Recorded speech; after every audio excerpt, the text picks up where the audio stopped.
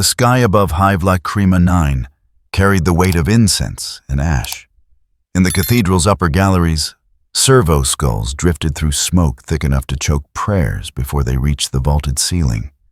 Below, 10,000 faithful pressed shoulder-to-shoulder voices rising in the litany of endurance, while their eyes tracked the figure in crimson vestments. Bishop Talon Vex raised his hands. The gesture was practiced automatic. He had performed this blessing 3 times daily for 7 years. His lips moved through the familiar words, but his attention had already drifted to the evening's administrative tasks waiting in his study. The knife entered his throat before the servo skull's optic sensor could adjust focal length. No sound, no warning. Just a line of red, thin as thread appearing across pale flesh. Vex's hands remained raised for 1 heartbeat.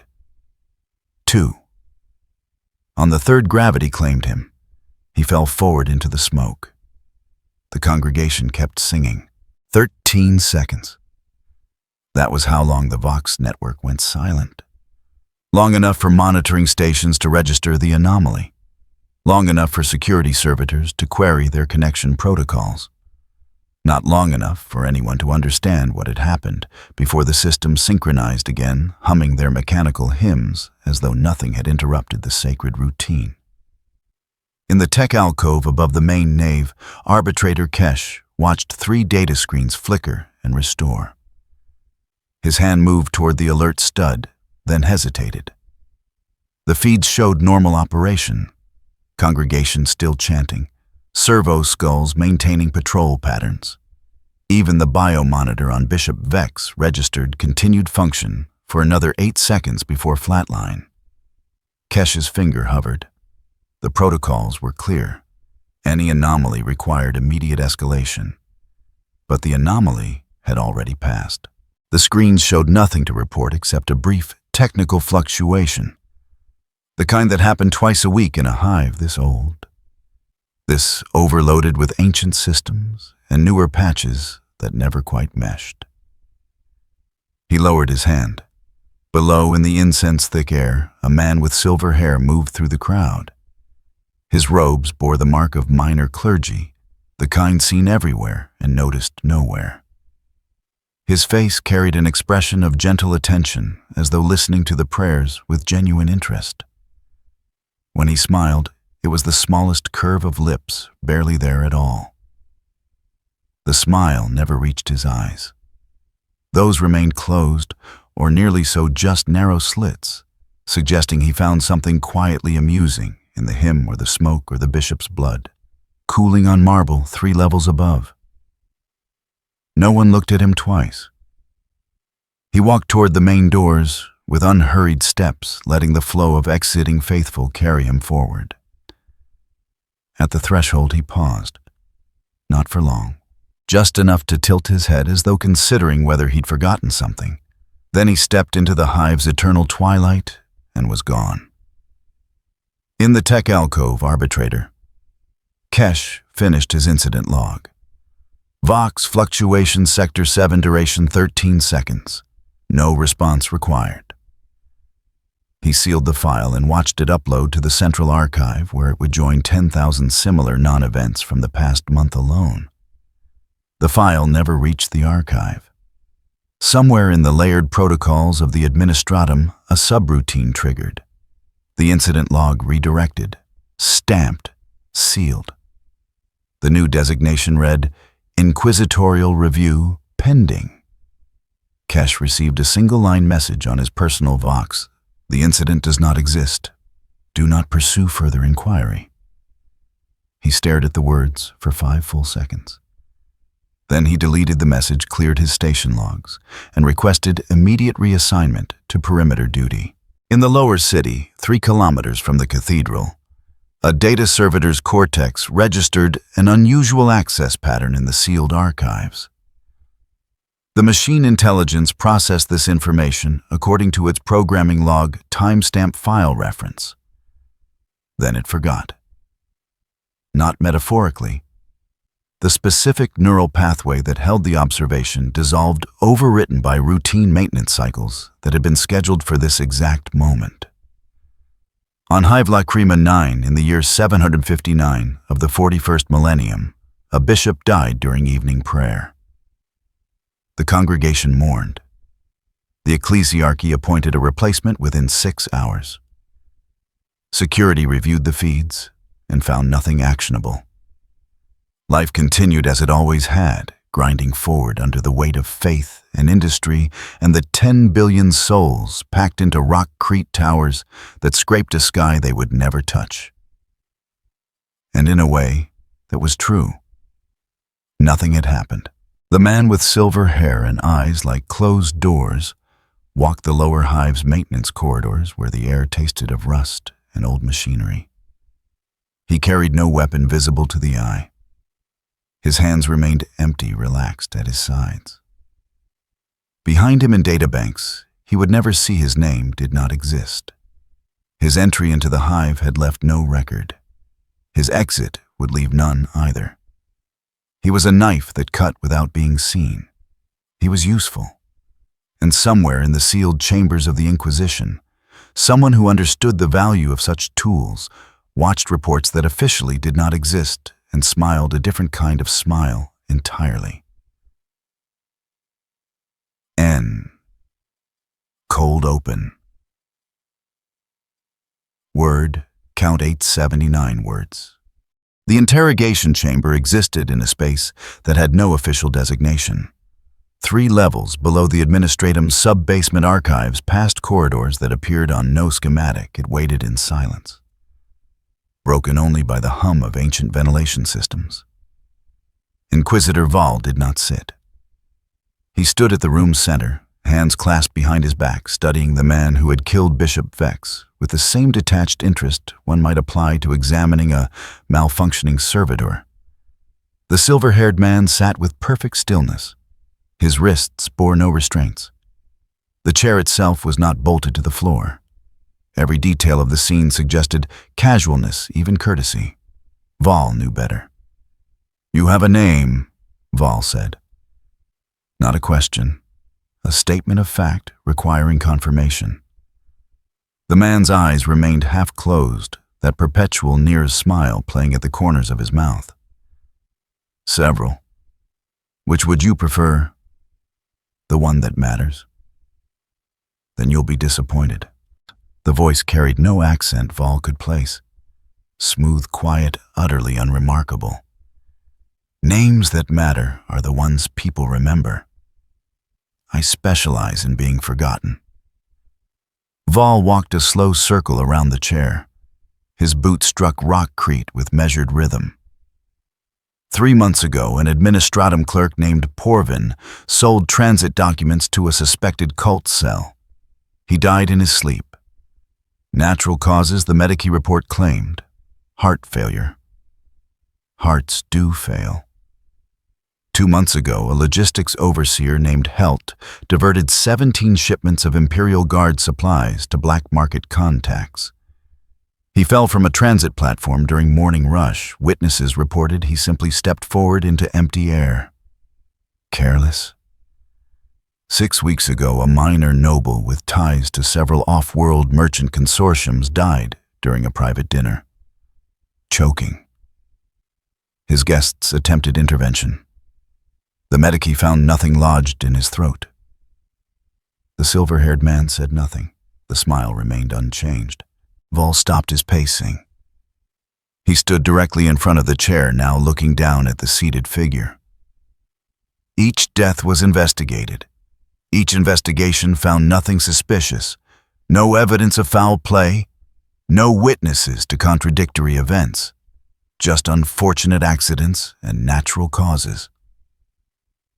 Perhaps the God Emperor simply chose to call them home. "The God Emperor," Val said, voice flat as armor plate, "does not erase surveillance footage. He does not corrupt data servitor memory engrams.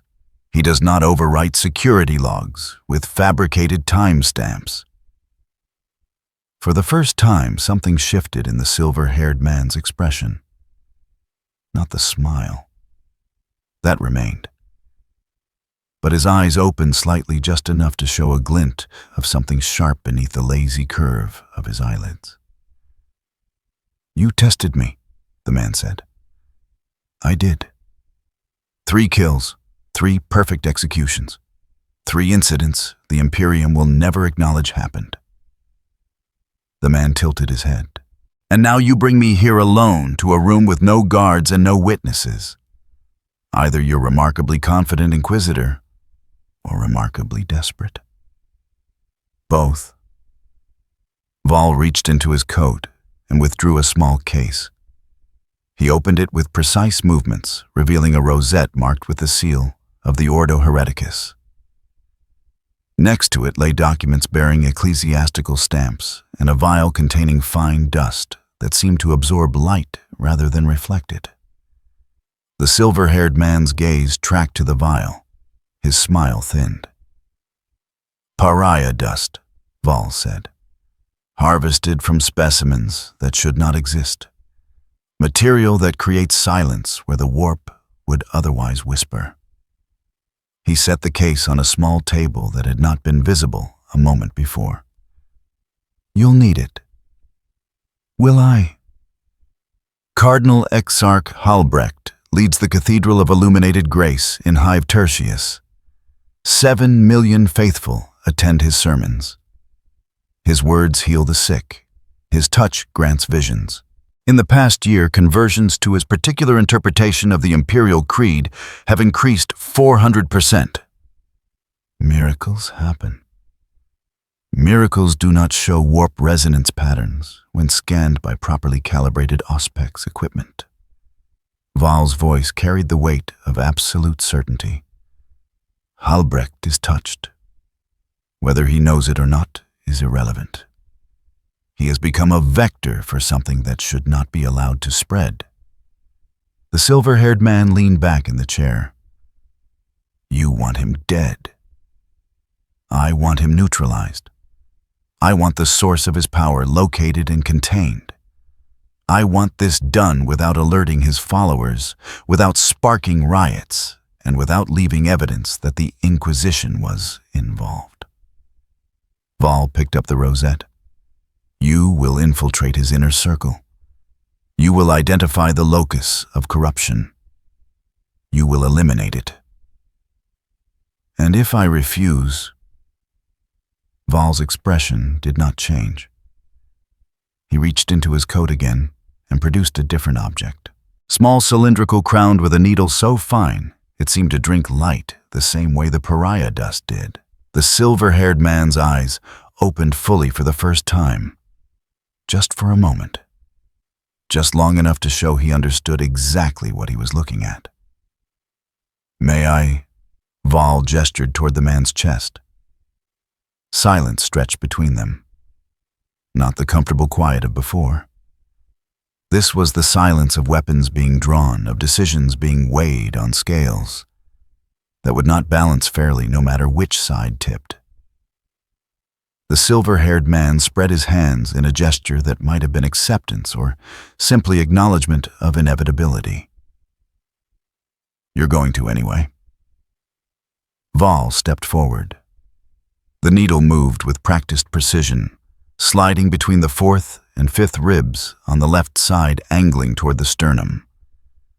The silver-haired man did not flinch, did not breathe differently. But when the needle seated itself with a soft click of activation, his eyes widened fractionally before returning to their half-closed state. "Sigil needle owl," Vol said, withdrawing his hand. "Keyed to my personal authorization codes. It will not kill you, not immediately, but it will cause you considerable discomfort if I choose to activate it. And if you attempt to remove it without proper extraction protocols, it will release enough neurotoxin to stop your heart in approximately 7 seconds. The silver-haired man touched his chest lightly, fingers probing the entry point. Already the skin had sealed, leaving only the faintest mark. "Seems excessive." "I do not trust you," Vol said. "I trust that you are useful. There is a difference." "I've noticed." Val returned to the case, selecting the documents. You'll enter the cathedral as a minor clerk. These credentials will pass standard verification. The rosette grants you limited ecclesiastical authority enough to move through restricted areas without drawing undue attention. He paused. The pariah dust is for emergency use only. If you encounter something actively channeling warp energies, the dust will create a localized null zone. Temporary. Perhaps 3 minutes of protection. 3 minutes. The silver-haired man accepted the documents, examining them with professional interest. Against entities that exist outside conventional time. That should be entertaining. You'll also have support. Val walked to the chamber's entrance and opened the door with a word of authorization. Sister Dialogus Mireia of the Adepta Sororitas.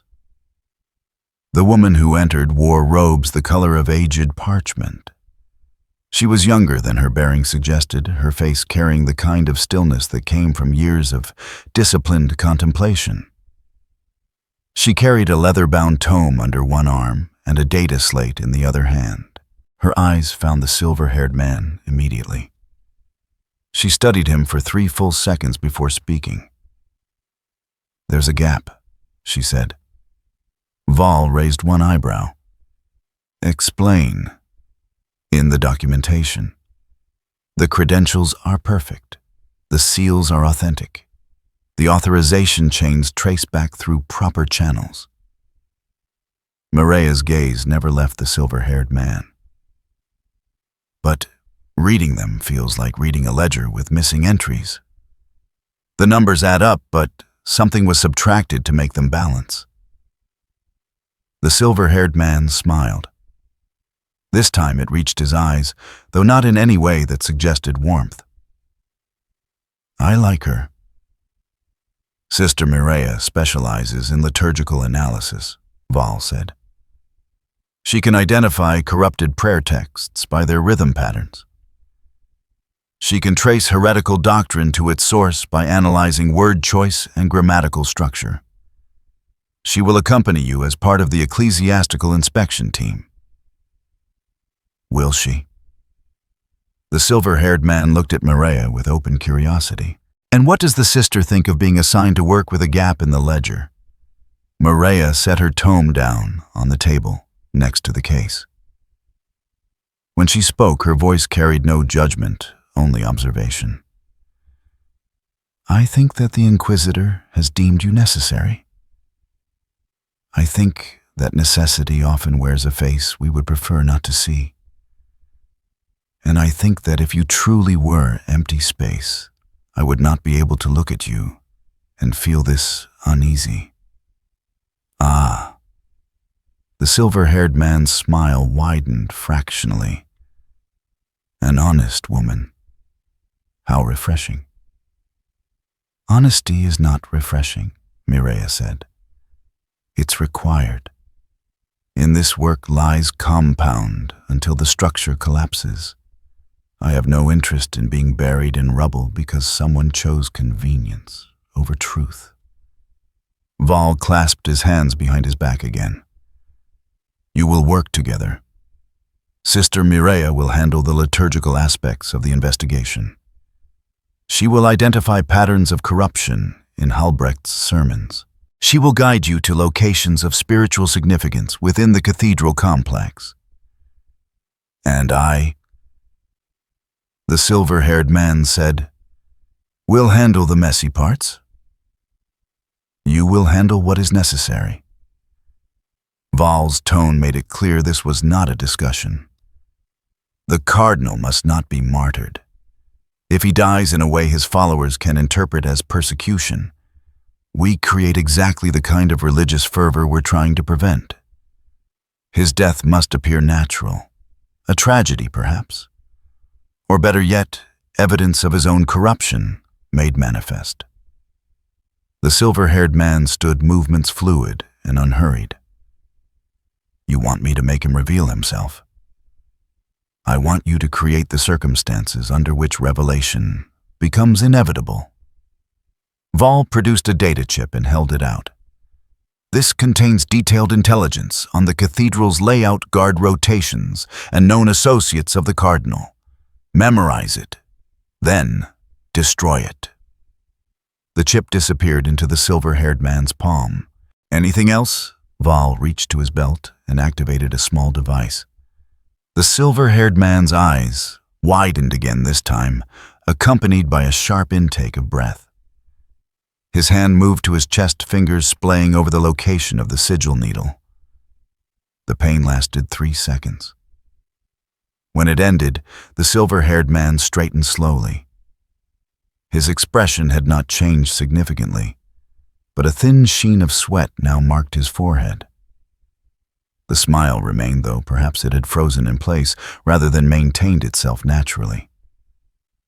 That, Val said, was the lowest setting. A reminder that the chain exists. Do not test its limits unless you enjoy discovering what maximum activation feels like. The silver-haired man wiped his forehead with the back of one hand. Noted. Mireia had watched the entire exchange without visible reaction. Now she picked up her tome again, cradling it against her chest. When do we begin? Transit to Hive Tertius leaves in 6 hours, Val said. You'll travel separately and meet at the designated safe house. Sister Mireia has the coordinates. He looked at the silver-haired man. You have questions? It was not phrased as an invitation, but the silver-haired man took it as one anyway. The pariah dust. If I use it in proximity to standard Imperial forces, what happens? Psychers will experience discomfort, possibly unconsciousness if exposure is prolonged. Sanctioned psychers have been trained to recognize the sensation and withdraw. Unsanctioned ones may panic. Val's expression remained unchanged. Use it sparingly. Use it wisely. Use it only when the alternative is possession or demonic manifestation. And if I use it on you? The question hung in the air like a blade balanced on its point. Val smiled. It was not a pleasant expression.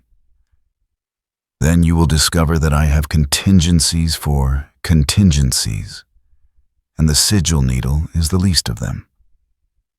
But you won't test that theory, because despite everything you want what I'm offering. Do I? The silver-haired man's voice remained light, almost amused. And what exactly are you offering, Inquisitor? Access. Val gestured to the case still open on the table. To places you could not reach alone. To targets you could not identify without our intelligence. To tools that would disintegrate you if you tried to acquire them independently. He paused. And payment, of course. What you requested. Mireia's gaze sharpened. What payment? Val ignored her. His attention remained fixed on the silver-haired man. After the mission completes successfully, you'll receive your compensation. Not before. The silver-haired man said nothing for a long moment. Then he reached out and closed the case with a soft click. 6 hours, you said. 6 hours. Then I should memorize that data chip. He turned toward the door, then paused. I don't suppose you'll tell me what designation I'm operating under? For the inevitable reports and sealed files. Val considered. Subject G17. Designation G17. The silver-haired man tested the words, then nodded. I've had worse names. He left without looking back. The door sealed behind him with the finality of a vault closing.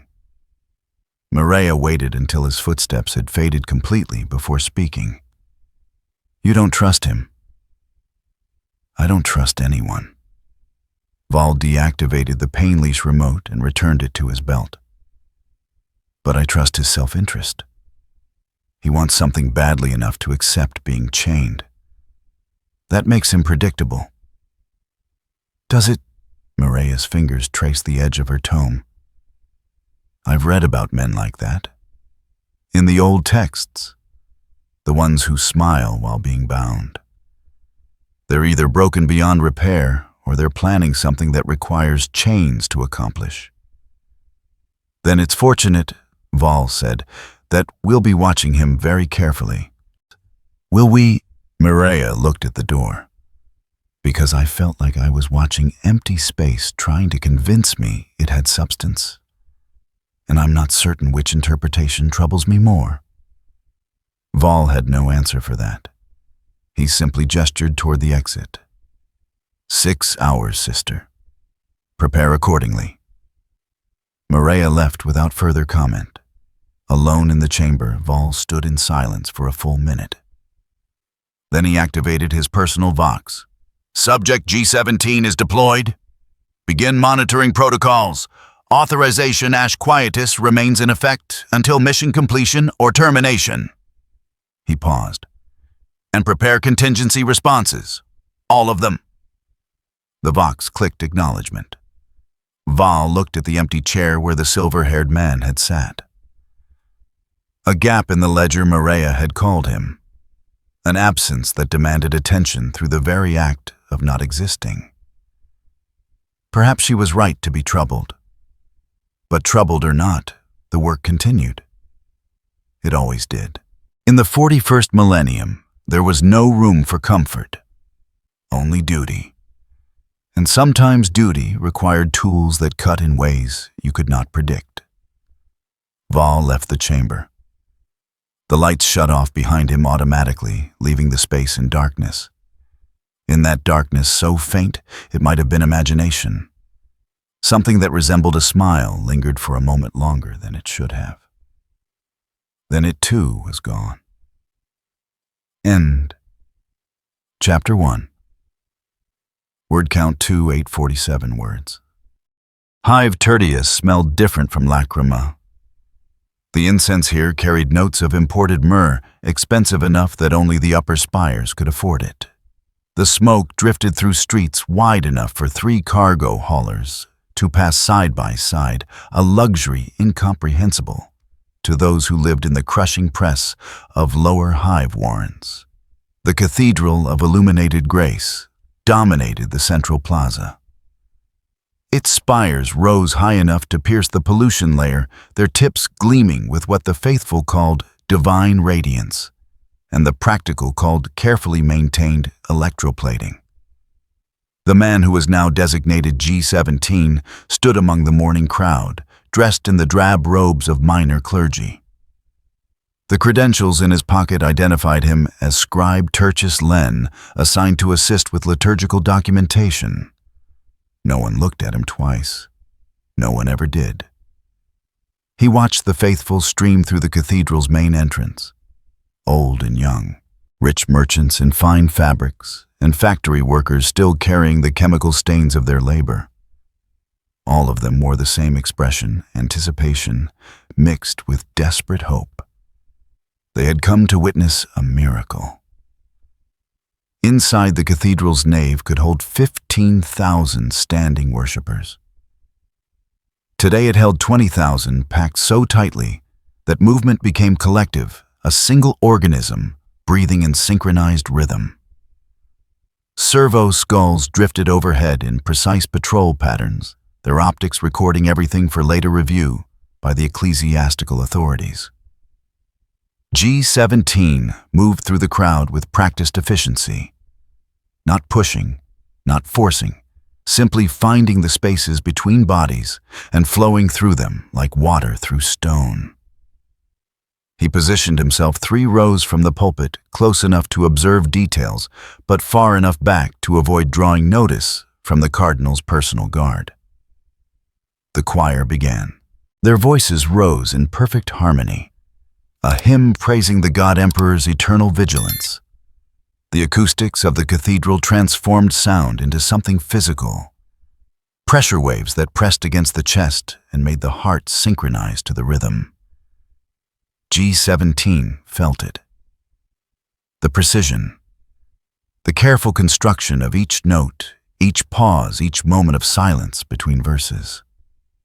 Someone had engineered this liturgy with the same attention to detail that a weaponsmith applied to crafting a power sword. The choir reached its crescendo. Silence fell. Cardinal Exarch Halbrecht emerged from behind the altar. He was not what G17 had expected. The intelligence reports described a man of middle years, corpulent from rich food and richer living. They failed to capture the presence that preceded him like a bow wave. The crowd did not react to seeing Halbrecht. They reacted to feeling him arrive as though gravity itself had shifted to make room.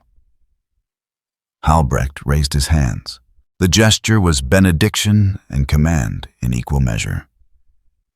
"My children," he said. His voice carried without amplification, reaching every corner of the massive space with crystal clarity. "You come seeking light in darkness. You come bearing burdens too heavy for mortal shoulders. You come broken, and I tell you this."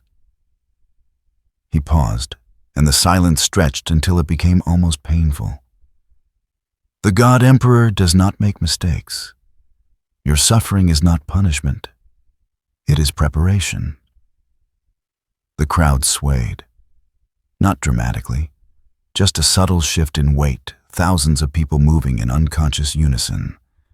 G17's eyes narrowed fractionally. He had seen this before. Not in this life, perhaps, but the pattern recognition remained. Mass manipulation through carefully crafted rhetoric, delivered with timing that bypassed conscious thought and spoke directly to limbic response.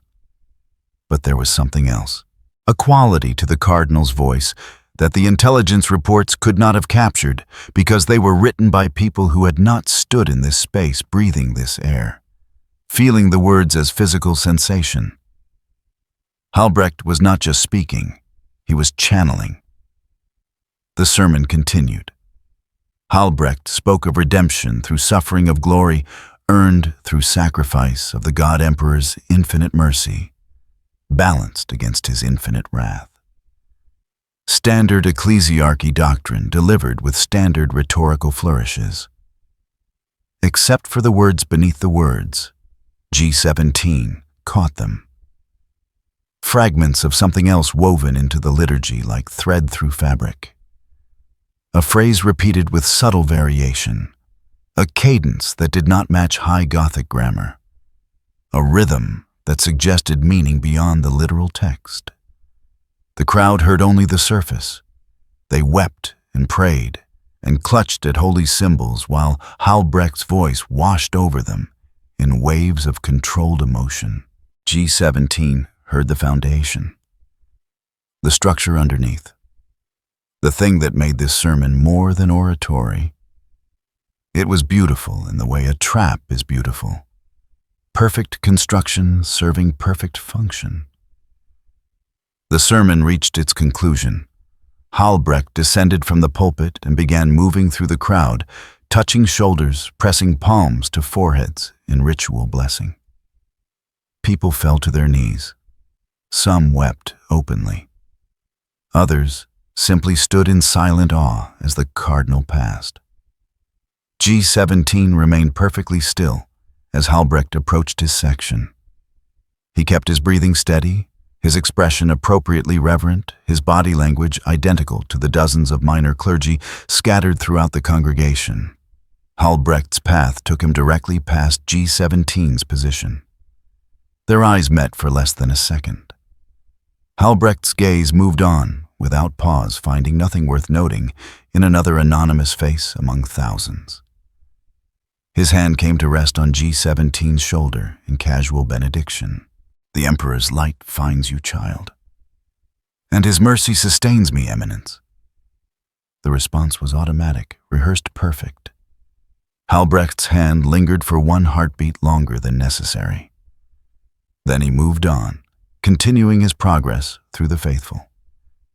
G17 felt the weight of that touch fade, felt the slight resistance as cloth dragged across cloth, felt the microscopic adjustment as something no larger than a grain of sand transferred from his sleeve to the cardinal's palm. A fragment of blade so small it would be invisible to casual inspection. Coated in a substance that would take approximately 6 hours to begin affecting cellular function. Mixed with pariah dust at molecular level. Not enough to create a null zone, just enough to thin the veil between what Halbrecht showed the world and what he truly was. G17 counted heartbeats. 10, 20, 30. Halbrecht reached the end of the row and turned to face the altar. He raised his hands again, preparing to deliver the final blessing. His voice caught. Just for a moment. A fractional hesitation that broke the perfect rhythm he had maintained throughout the sermon. The crowd did not notice. They were too focused on their own reverence, their own desperate hope for miracles. But G17 noticed. And 20 meters away in the ecclesiastical gallery reserved for high-ranking visitors, Sister Mireia noticed as well. She sat with her data slate open, ostensibly reviewing prayer schedules and liturgical corrections. Her fingers had stopped moving across the input surface. She was listening. Halbrecht completed the blessing. His voice had regained its strength, its certainty, its power to move thousands through sheer force of conviction. The crowd bowed their heads in unison as he spoke the final words of benediction. But underneath, so quiet that only someone trained to hear linguistic patterns would catch it, there was a tremor, a note of uncertainty where there should have been absolute faith. The service concluded. The crowd began to disperse with the slow inevitability of a glacier receding. G17 let himself be carried along with the flow, just another face among thousands already forgotten by anyone who might have seen him. He made his way to the eastern transept, where a small door marked "Authorized Clergy Only" stood partially concealed behind a devotional alcove. The credentials in his pocket opened it without resistance. Beyond lay a network of service corridors that connected the cathedral's various administrative sections. Mireia waited in a storage chamber filled with ceremonial candles and replacement prayer scrolls. She looked up as he entered, her expression carefully neutral. "You touched him." "He touched me. I simply ensured the contact was productive." G17 closed the door behind him. "Did you hear it?" "The disruption in cadence." "Yes." Mireia set her data slate aside. Approximately 47 seconds after physical contact. He recovered, but there was definite degradation in linguistic control. How long before it becomes more obvious? Unknown. The pariah dust will suppress whatever's enhancing his oratory. But if the enhancement is deeply integrated, the suppression could trigger defensive responses. She paused. Or it could simply make him sick. Toxicology is not my specialty. G17 settled into a posture of relaxed attention, leaning against a shelf stacked with unlit candles. He's warp-touched. No question. The sermon had layers. Words designed to resonate on frequencies most people can't consciously process. Psychic manipulation? Close enough. Not possession, not yet. More like someone playing an instrument they don't fully understand. He tilted his head. Which makes the question interesting. Does Halbrecht know he's channeling something? Or does he think his natural charisma simply improved? Mireia considered this. Her fingers drummed against her data slate in an unconscious rhythm that matched the cadence Halbrecht had used during the sermon's opening verse. She noticed and stopped. The liturgical analysis shows contamination in 17 separate prayer texts used in regular rotation, all introduced within the past 8 months, all attributed to Halbrecht's personal revisions. She pulled up files on the slate displaying columns of text marked with annotation. The revisions appear to be improvements. more eloquent phrasing, better flow. But the underlying structure creates harmonic patterns that don't match orthodox imperial doctrine. Where did he get them? That, Mireia said quietly, is what we need to discover. And based on your report to the Inquisitor, we already know where to look. G17's expression did not change. I haven't filed any reports. You don't need to. Vol authorized me to receive real-time monitoring data from the Servo-Skull network. I saw you extract intelligence from the Cardinal during your brief conversation. Her voice carried no accusation, just observation. Halbrecht mentioned something about beneath the foundations when you triggered his confession response. Not a confession. A slip. The pariah dust made him lose control for approximately 3 seconds. G17's eyes remained half closed, but there was a tension behind the lazy curve of his eyelids. He said, "Where there is no sky, not beneath the foundations." The exact phrasing matters. Mireia pulled up architectural schematics on her data slate. The cathedral has extensive catacombs. Original construction dates back 600 years. Multiple expansion projects, most poorly documented. She traced a path through layers of ancient stonework. There are sections that appear on no current map, sealed during the plague of 902, officially forbidden to access. Officially. G17 pushed away from the shelf. How long before the Cardinal's condition becomes noticeable to his staff? Hours, perhaps less. The cellular degradation will manifest as illness first. Fever, disorientation, possible hallucinations as the warp connection destabilizes. Mireia's expression remained neutral, but her tone carried the weight of uncomfortable truth. You've poisoned a cardinal exarch of the Imperial Church. Even with inquisitorial authorization, the consequences will be significant. The consequences were always going to be significant. This just accelerates the timeline. G17 moved toward the door, then paused. When he starts showing symptoms, his inner circle will move him somewhere private. Somewhere he can be treated without public knowledge. That's when we follow. And if the treatment involves whatever's in those sealed catacombs, then we'll know exactly where to look. He opened the door, slightly checking the corridor beyond. Empty. How long can you maintain the ecclesiastical inspection cover story? As long as necessary. The authorization from the Ordo Hereticus gives me access to any liturgical records I request. I can extend the inspection indefinitely by citing doctrinal concerns that require thorough investigation. She stood gathering her materials. But every hour we remain here increases the risk that someone notices the gap where you should be. G17's smile was knife-thin. People have been trying to notice me for a very long time, sister. They never quite manage it. Perhaps, Mireia moved past him toward the door. Or perhaps they notice and simply forget.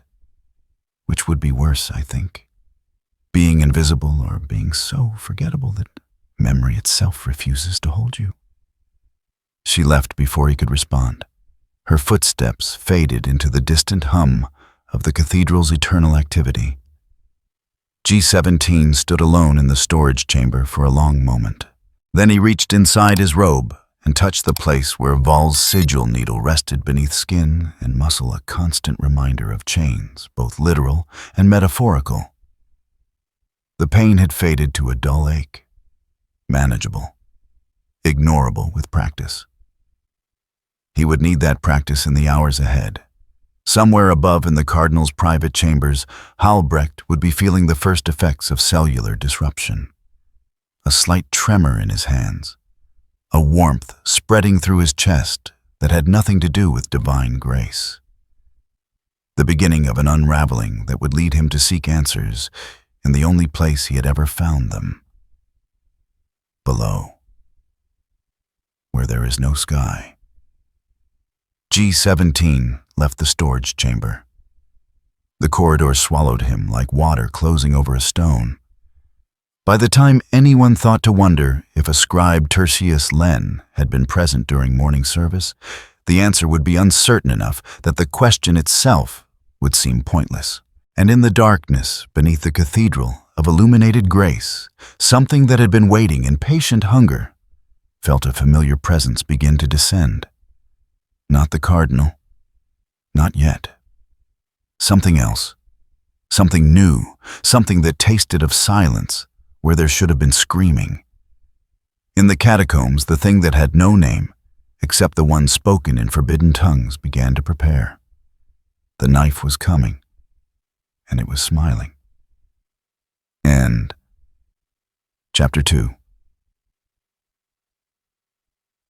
Word count 2, 376 words. The first sign came during evening prayer. Cardinal Halbrecht stumbled mid-blessing, his hand shaking as he traced the aquila over a kneeling supplicant. The tremor lasted 3 seconds.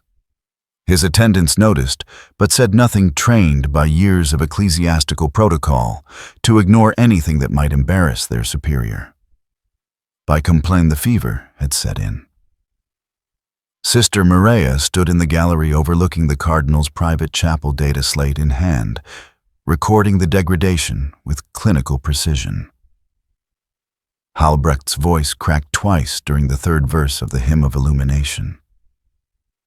He corrected himself both times, but the damage was done.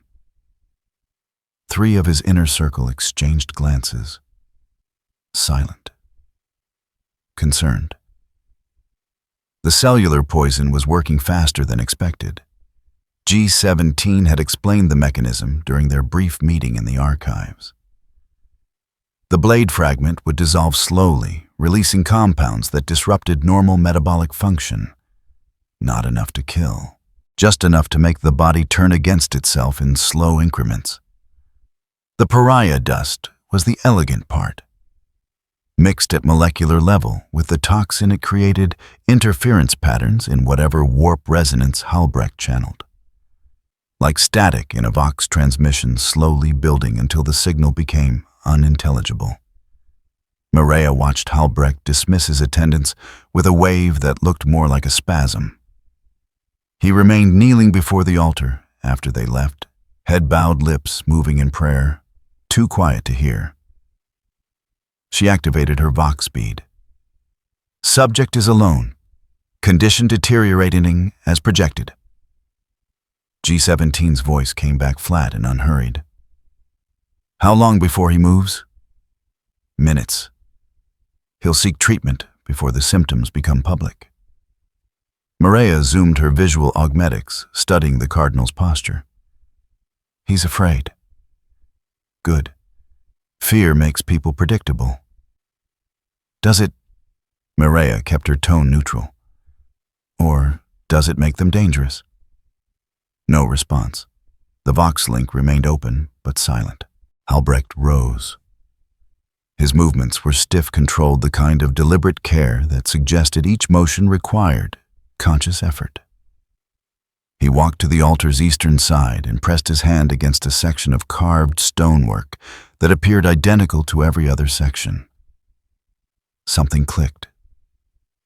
A seam appeared in the wall, invisible until it began to move. The hidden door swung inward on hinges that had been oiled recently enough that no sound accompanied the motion. Maria adjusted her augmetics again, trying to see into the darkness beyond. The cathedral's lighting did not penetrate past the threshold. Whatever lay beyond existed in absolute black. Halbrecht retrieved a lumen globe from inside his vestments. Its pale light cast his face in harsh relief, showing skin that had gone waxy and eyes that reflected the glow with unnatural brightness. He stepped through the doorway. It closed behind him with the finality of a tomb being sealed. Maria counted to 10. Then she activated the Vox again. He's descending. Eastern altar, hidden access. Moving now. Wait. For what? Company. G17's voice carried an edge that might have been amusement or anticipation. The Cardinal isn't going alone. Look at the main entrance. Mireia shifted position, angling her view toward the chapel's public access. 3 figures entered, moving with the synchronized precision of military formation, despite wearing ecclesiastical robes. Inner circle. Halbrecht's personal guard drawn from the most zealous converts. They carried no visible weapons, but Mireia had reviewed their files. Former arbites, former guard, former enforcers who had found faith and channeled it into protection of their spiritual shepherd. The lead guard approached the eastern altar. His hand went to the same section of stonework. The door opened again. They descended single file into darkness.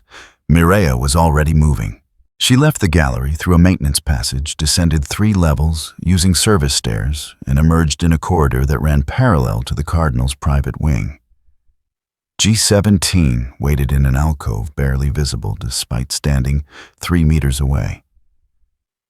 3 guards, Mireia said. Armed? Assume yes. G17 studied the wall where the hidden door would be on the other side. Can you open it from here? No. The mechanism is single access. Once sealed from inside, it won't respond to external pressure. She consulted her data slate, pulling up the cathedral's schematic overlay. But there are other entrances to the catacombs, older sections sealed after the plague. I can guide us through the archives to a secondary access point. How long? 20 minutes if we move quickly. G17 considered. They have 20 minutes to get lost in whatever maze is down there. Not ideal, but workable. He gestured for her to lead. Go. They moved through the cathedral's hidden geography. Service corridors that paralleled public spaces. Maintenance shafts that connected levels no congregation would ever see. The path took them past ancient machinery that kept the massive structure functioning, past chambers filled with records going back centuries, past doors that bore warnings in scripts so old even Mireia's linguistic training could not parse them. The entrance to the catacombs stood behind a vault door marked with purity seals that had turned brittle with age. Mireia produced authorization codes from the Ordo Hereticus. The door's machine spirit accepted them after a moment of grinding consideration. Beyond lay stairs descending into earth. The temperature dropped with each step. Not dramatically, but enough to notice. Enough to remind them they were leaving the world of the living and entering something that served a different purpose. The walls were bone. Not decorated with bone. Not paneled with bone. The walls themselves were constructed from human remains. Femurs and skulls packed so tightly that individual skeletons became architectural elements. Thousands of the faithful dead their final service to the God Emperor to become building material for his church. Mireia's data slate provided minimal illumination. G17 moved without visible light source, navigating by sound and spatial awareness. They descended through layers of ossuary construction, past crypts marked with names long forgotten, past alcoves where candles had burned to nothing decades ago. The air tasted of dust and time. At the 3rd level, they found the wards, hexagrammic symbols carved into bone, chains of silver hanging from the ceiling, each link inscribed with prayers of binding. Servo skulls long dead, their optical sensors dark, but still oriented toward specific points in space, as though watching for something that had not yet arrived. Or something that had arrived and been contained. Mireia stopped at the ward boundary. Her training recognized the configuration immediately. This is a prison, not a tomb. A prison. G17 studied the symbols with professional interest. For what? For something they couldn't destroy, but needed to keep away from the faithful. She traced the pattern in the air without touching. Old wards. Pre-Imperial Gothic script, which dates them to before the current ecclesiarchy standardization. Possibly from the cathedral's original construction. Can we cross them? Yes. They're not active. No power source, no psychers maintaining the binding. Mireya's voice carried uncertainty. But that raises the question of why they were necessary in the first place. G17 stepped across the ward line. Nothing happened. He turned back to Mireya with an expression that might have been a smile. Seems safe enough. She followed, less convinced. The catacombs opened into a larger chamber. Here, the bone construction gave way to natural stone, suggesting they had descended beyond the cathedral's foundation into caves that existed long before humanity claimed this world. In the center of the chamber stood a reliquary. It was not ornate. No gold, no precious stones. None of the ceremonial ostentation that typically marked objects of religious significance. Just a box of lead and iron wrapped in chains that bore the same hexagrammic script as the walls. The chains had been partially unwrapped. Recent work. Fresh scratches in the metal where tools had pried at bindings, meant to remain undisturbed. Mireya's augmetics detected faint radiation patterns. Not dangerous at current levels, but present. The kind of signature that warp-touched artifacts sometimes carried. There, G17 said quietly. Cardinal Halbrecht knelt before the reliquary. His 3 guards formed a triangle around him, facing outward, watching corridors that led deeper into the catacombs. The lumen globe cast everything in stark contrasts, light and shadow with nothing between. Halbrecht's hands were inside the reliquary. Mireya could not see what he held, but she could see the effect. The cardinal's trembling had stopped. The fever sheen on his skin had faded. He looked younger, stronger, more vital than he had appeared in weeks. And his lips were moving in prayer that was not high Gothic. The language hurt to hear. Not because it was loud, because it was wrong. Syllables that human vocal cords should not have been able to form, arranged in patterns that suggested meaning just beyond comprehension. One of the guards turned. His eyes found Mireya and G17 with mechanical precision. "Intruders," he said. The word carried no surprise, no alarm. Just statement of fact. The other guards pivoted. Their hands went to concealed holsters. When the weapons emerged, they were not standard-issue stubbers. Bolt pistols. Compact patterns expensive and highly illegal for anyone without a start's authorization. G17 moved. Not toward the guards, toward the shadows between columns of bone architecture where darkness provided more concealment than flesh could offer. He was gone before the first bolt round discharged. The explosion shattered a support column 3 meters from where he had been standing. Bone fragments peppered the air in a cloud of ancient calcium. Mireya dove left, taking cover behind a crypt marker, too substantial to be destroyed by small arms fire. Her hands found the compact las pistol she had carried despite claiming she rarely used weapons. She did not fire. Not yet. The shot would give away her position and achieve nothing against enemies in cover. The guards advanced with professional coordination. 2 provided suppressing fire while the 3rd moved to flank. They had done this before, multiple times. They were not zealous converts playing at soldiers. They were soldiers who had found new purpose and faith. G17 reappeared behind the flanking guard. The movement was simple, efficient. A hand covering the mouth to muffle sound. A blade that had not been visible a moment before now pressed against the throat. Not cutting, not yet. Just present. "Lower your weapons," G17 said. His voice carried the same lack of inflection as the guard's earlier statement. The remaining guards did not lower their weapons. They turned, acquiring new targets, bolt pistols tracking G-17's position with absolute steadiness. He cut the guard's throat, not deeply, just enough to open the carotid. Blood sprayed in arterial rhythm, painting bone walls with patterns that might have been script in some language written by violence. The guard fell without sound, hands pressed to his neck in futile attempt to stem the flow. The other guards fired. G-17 was not there when the rounds arrived. He had moved again, using the dying guard as cover, putting mass between himself and incoming fire. The explosive rounds detonated against bone and meat, creating a cloud of destruction that obscured visibility. Maria used the distraction. She fired 3 shots in rapid succession, not aiming for the guards, but for the lumen globe Halbrecht had placed near the reliquary. The 3rd shot connected. Darkness claimed the chamber.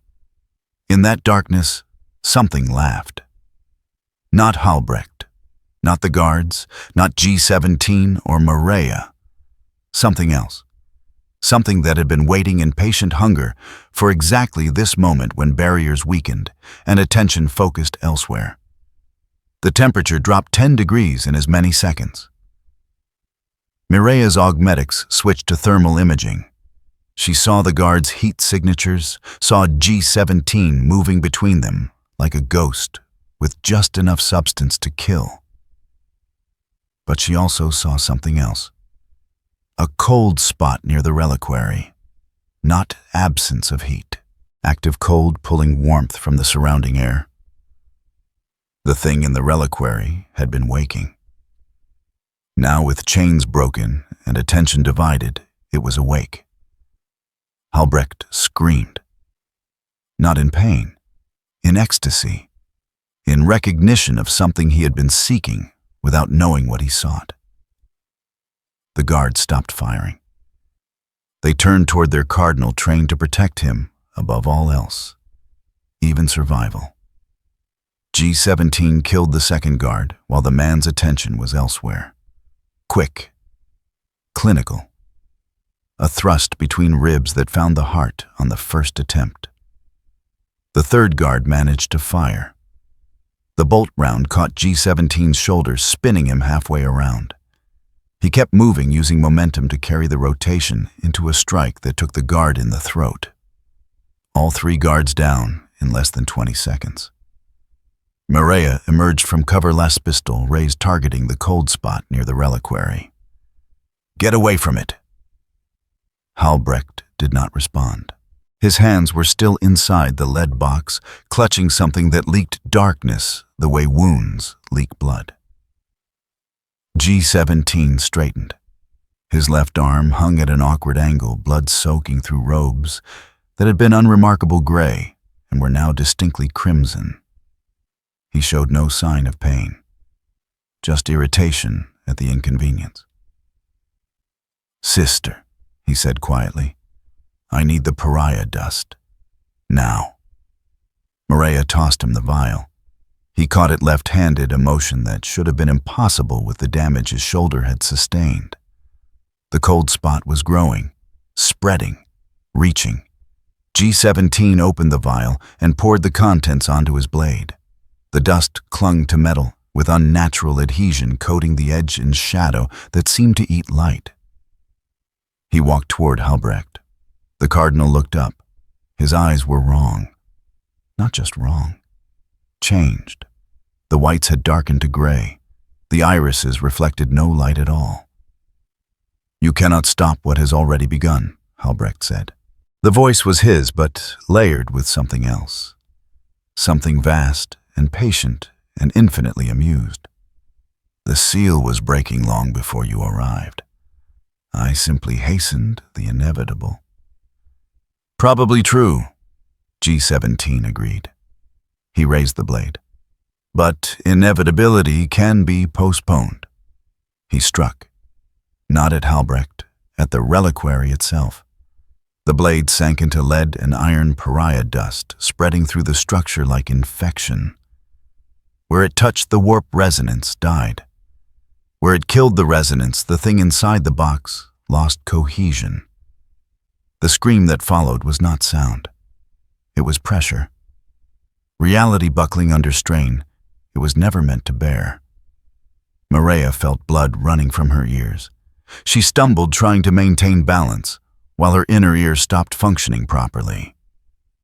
The world tilted and spun, and she fell to her knees, last pistol dropping from nerveless fingers.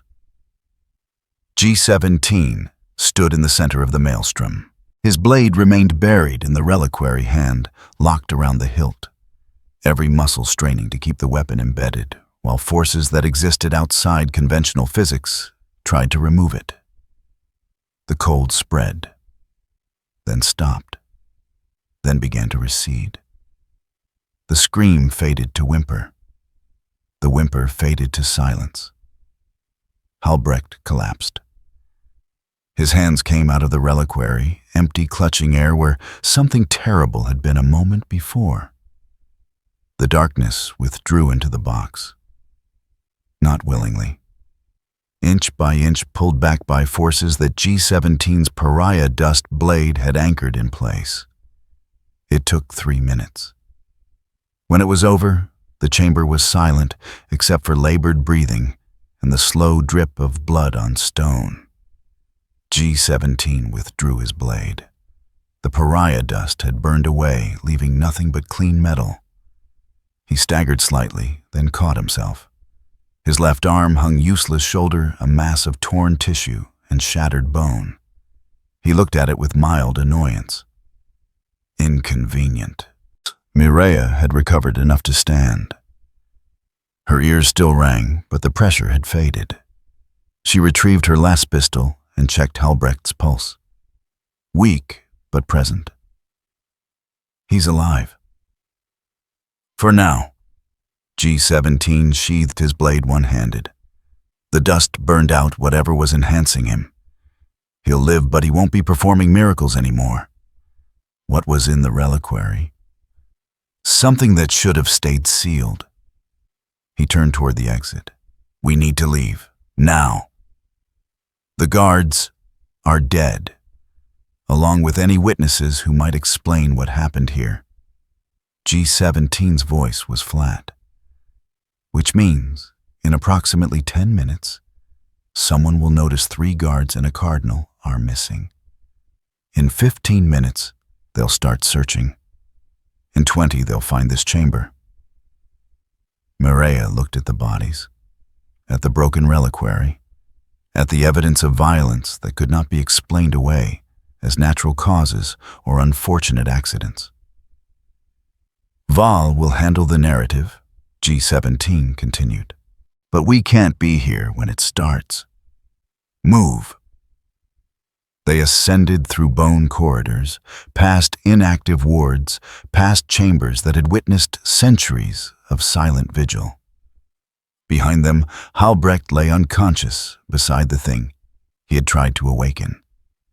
Above in the cathedral proper evening, prayer continued. The faithful sang hymns praising the God Emperor's infinite mercy. They did not yet know their cardinal had fallen. They would learn soon enough. And when they did, the explanation would be simple. Tragic. Understandable. Cardinal Halbrecht, beloved shepherd of 7 million souls, had succumbed to a wasting illness contracted during his tireless work among the faithful. He died as he lived in prayer before the altar.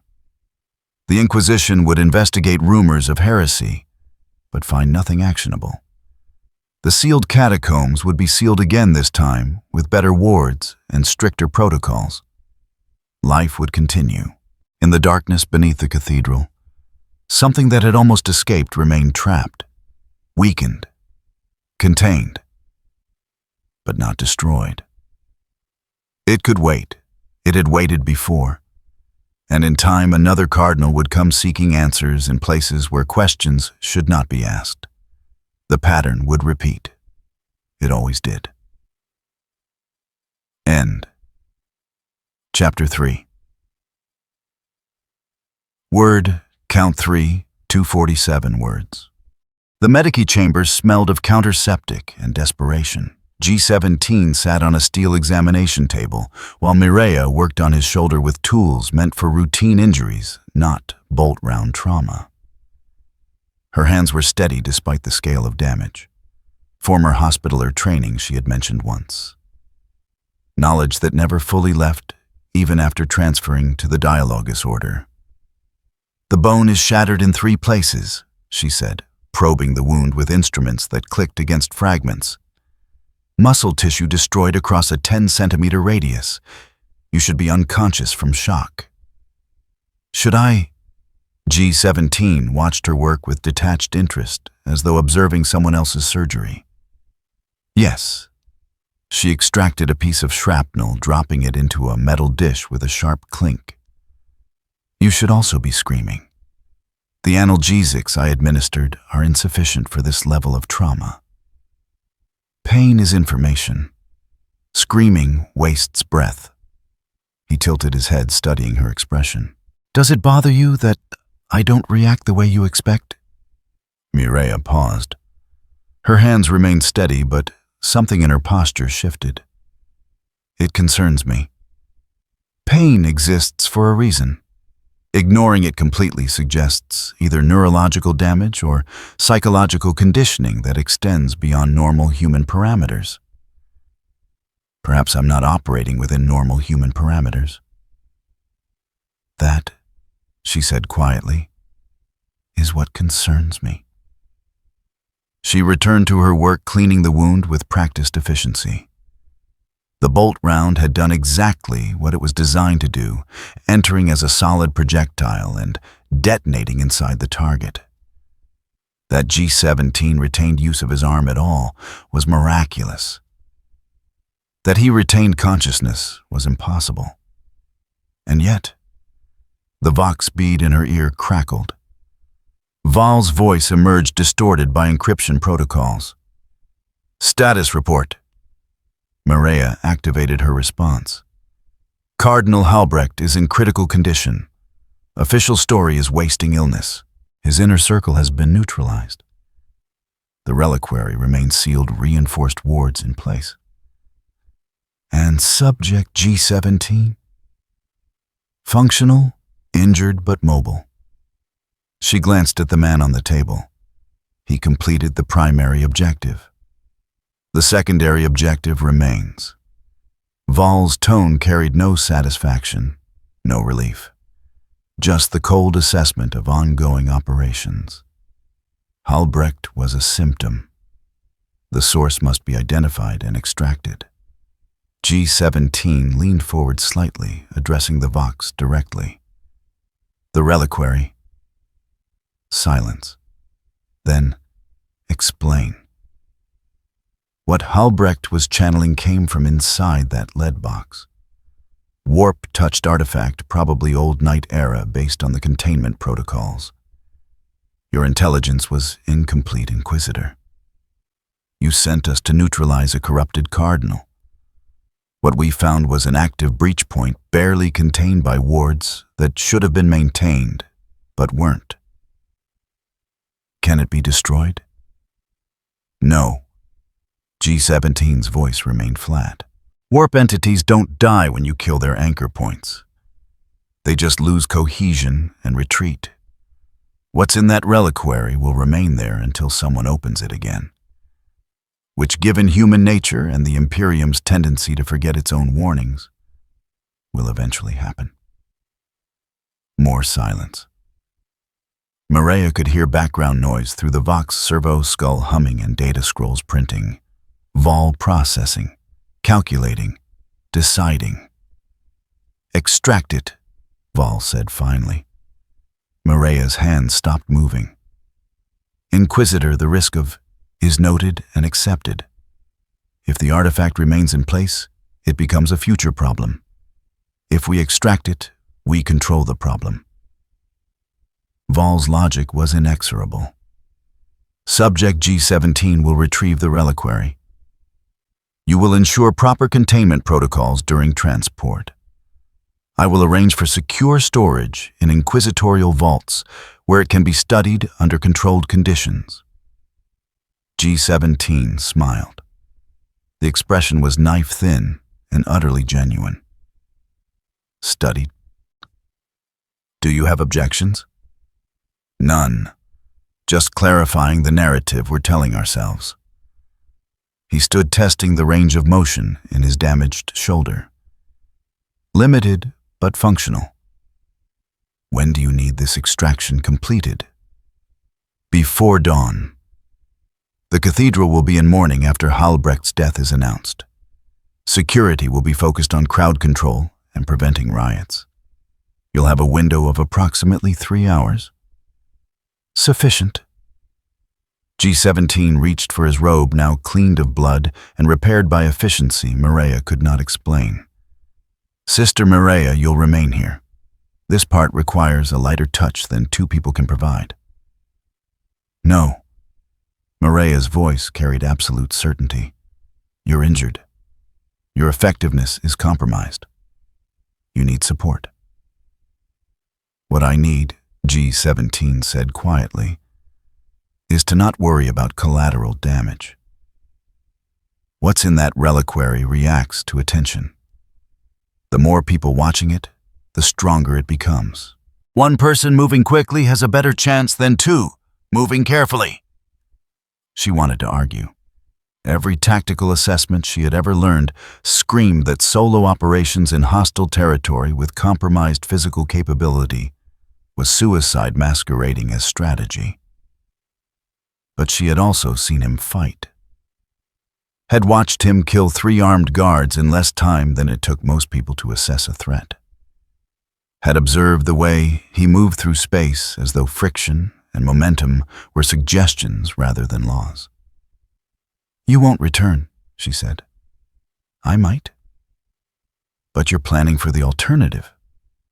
G17 paused in the act of fastening his robe.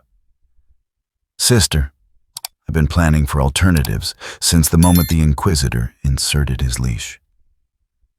Every decision I make accounts for the possibility that I'm wrong, or unlucky, or that someone smarter than me has seen through the misdirection. And yet, you continue. Because the alternative to continuing is staying still. And staying still in the Imperium means being crushed by the machinery. He finished dressing and moved toward the exit. When Val asks for your assessment of my loyalty, tell him the truth. I'm loyal to exactly one thing, and it's not the Inquisition. What is it? He looked back at her. For a moment, the smile was completely gone. His eyes were open, fully visible, showing something raw and old, and entirely human. Something that was taken. Something I'm going to get back. Then the smile returned, and the moment passed. 3 hours, sister. If I'm not in contact by then, assume I'm dead or compromised and proceed accordingly. He left. Mireia stood alone in the medici chamber, surrounded by the tools of healing that had proven inadequate to the task. She activated her vox. Inquisitor, I need to report a concern. Val's response was immediate. Speak. Subject G17 is operating outside acceptable parameters. His pain threshold, his combat efficiency, his apparent disregard for self-preservation. These factors suggest either augmentation we're not aware of, or psychological conditioning that may compromise operational integrity. Noted. Do you assess him as a liability? Mireia considered.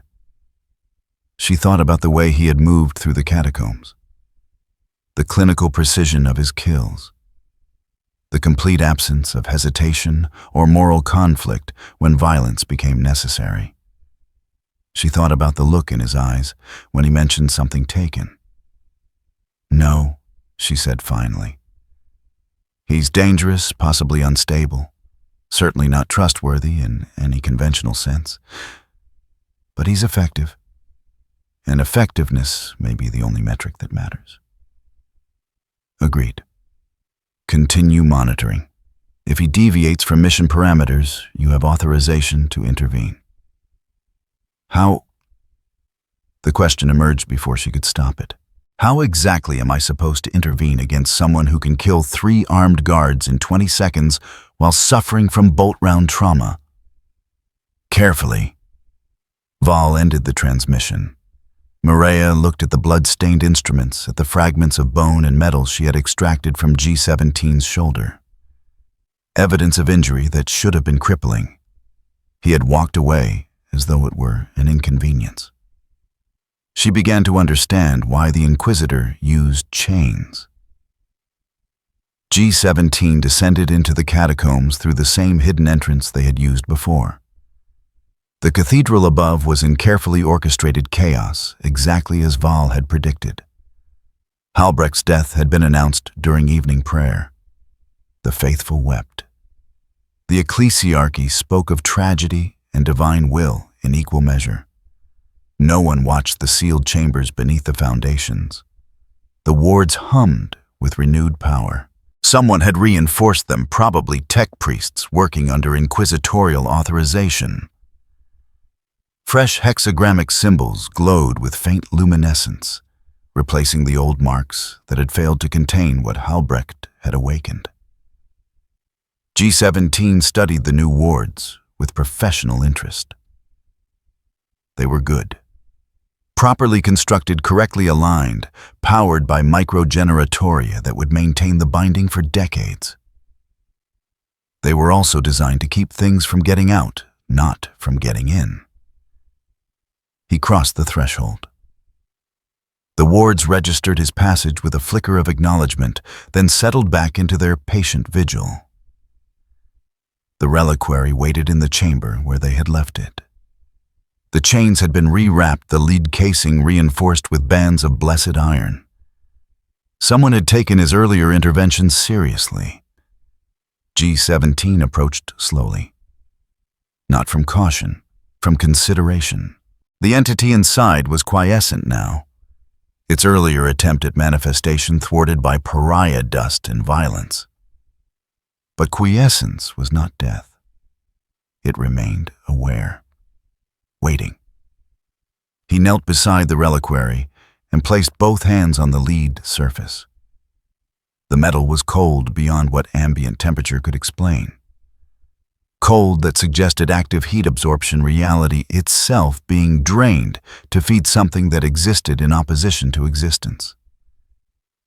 For the first time since entering the cathedral, G-17 allowed his smile to fade completely. "I know what you are," he said quietly. Not to the entity, to himself. Confirmation of recognition. Not your name, not your nature, but your function. You're a promise that can't be kept. A gift that destroys the receiver. And someone put you in this box because they couldn't destroy you, but couldn't let you remain free. The reliquary did not respond, but the temperature dropped another degree. G-17 drew his blade. The pariah dust had burned away during the earlier confrontation, but the metal itself carried memory of what it had done, of the silence it had created where screaming should have been. He used the blade to pry at the chains, not cutting, leveraging, finding weak points in bindings designed to remain indefinitely, but not to withstand determined assault from someone who understood their construction. The first chain came free with a snap of metal fatigue. The temperature dropped again. "I'm not opening you," G-17 said conversationally. "Just relocating. There's a difference, subtle but important." Another chain broke, then another. The cold spread, not just temperature now, conceptual cold. The kind that suggested warmth itself was a temporary aberration in an eternally frozen universe. G-17 worked faster. His injured shoulder protested, sending signals of pain that he acknowledged and ignored in equal measure. The blade worked at chains, at bindings, at the complex mechanical locks that held the reliquary sealed. The last chain fell away. He lifted the reliquary. It was heavier than lead alone could account for. Heavy with the weight of trapped potential, with the mass of compacted impossibility. And as he lifted it, the entity inside became fully aware of his intention. The scream was different this time. Not rage, not hunger. Something closer to amusement. Recognition of irony in the fact that the thing meant to keep it imprisoned was now being carried away by someone who had no intention of releasing it, but every intention of using it. G17 staggered. The weight was tremendous, growing with each step. Not physical mass, conceptual mass. The burden of carrying something that should not exist toward a destination it should never reach. His shoulder tore. Fresh blood soaked through bandages and cloth. He kept walking. Behind him, the wards flared. They had been designed to prevent escape. Now, with the reliquary being removed, they activated in confused response. Power surged through hexagrammic circuits, creating feedback loops that had no valid target. The chamber's temperature spiked upward, then crashed down again. Ice formed on bone walls, then melted, then formed again in patterns that suggested half-formed writing in languages geometry should not permit. G17 reached the stairs, began ascending. Each step was a negotiation with physics and will in equal measure. The reliquary tried to stay where it had been placed centuries ago, tried to become unmovable through sheer ontological inertia. He moved it anyway.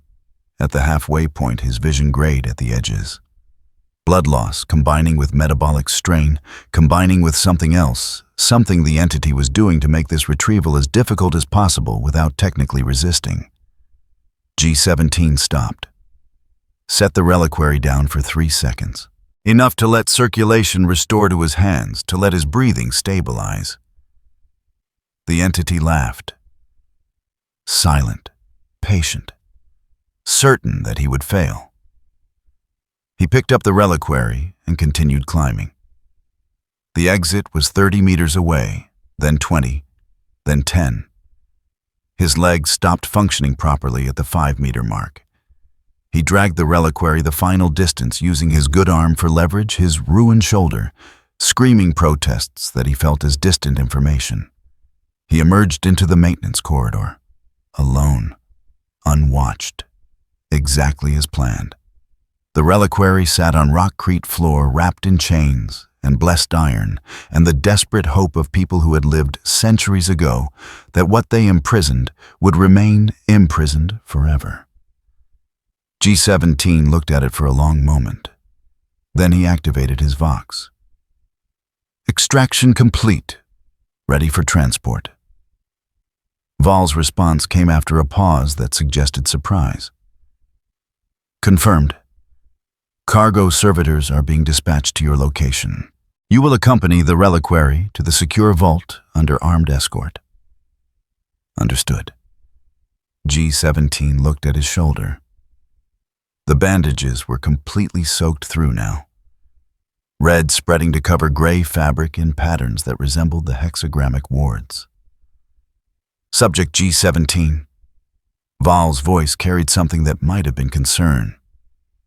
Your biometric readings are critical. Medical intervention is required. After delivery. That was not a suggestion. Neither was this. G17 severed the Vox connection. He sat with his back against the wall reliquary within arm's reach, waiting for the servitors that would carry this burden to wherever the Inquisition kept its collection of things that should not exist, but did. In his chest, beneath skin and muscle and bone, the sigil needle that Val had planted remained dormant. A reminder that chains existed even when they were not actively restraining. But chains were tools, and tools could be used by whoever held them long enough to understand their function. G17 smiled. He had what he came for, not the reliquary. That was just weight he was carrying for someone else. A burden he would deliver, because delivery served his purposes. What he had was proof. Confirmation. Evidence that the Inquisition collected warp-touched artifacts and stored them in vaults they believed were secure. And vaults, no matter how secure, could be accessed by someone with the right authorization. Or the right blade. The servitors arrived. Bulk models heavily augmented, designed to carry loads that would crush normal humans. They lifted the reliquary with mechanical efficiency, securing it in a transport frame designed for hazardous materials. G17 stood. His vision swam, but his legs held. "Destination?" the lead servitor asked in binary cant. "Inquisitorial Vault Sigma 7, G17 responded. The authorization codes came from memory that was not his own. From knowledge that had been placed in his mind by someone who understood how the Imperium's labyrinthine security actually functioned. The servitors accepted the codes and began their ponderous march toward transport. G17 followed. Each step was measured, controlled, giving no indication that his shoulder was destroyed. His blood loss critical. His consciousness maintained through will and nothing else. He had learned long ago that appearing weak was often more dangerous than being weak. So he walked without staggering, breathed without gasping, smiled without showing strain. And when they reached the transport bay, when the reliquary was loaded into an armored cargo lifter designed to survive orbital bombardment, he climbed in after it without assistance. The door sealed. Darkness claimed the interior. In that darkness, G17 finally allowed himself to acknowledge the cost. His shoulder was ruined. His blood pressure was critical. His body's ability to continue functioning was measured in minutes, not hours. But he had delivered the cargo, and in doing so, he had gained access to exactly what he needed. The reliquary sat in its transport frame, wrapped in chains, glowing faintly with wards designed to contain something that laughed at containment. "Not yet," G17 whispered to it. "But soon."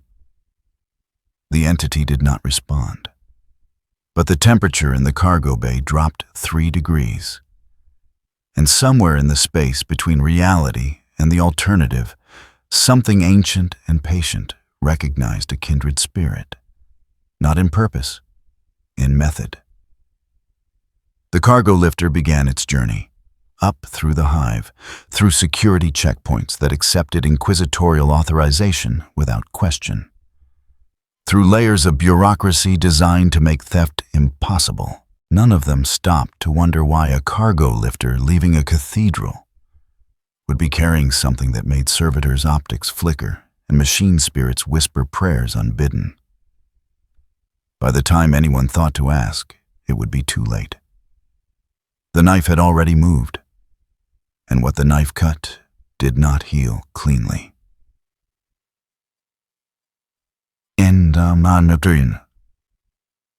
Chapter 4. Ward. Count 3, 168 words. The Medici servitors found G17 unconscious in the cargo bay 3 hours after the reliquary reached Vault Sigma 7.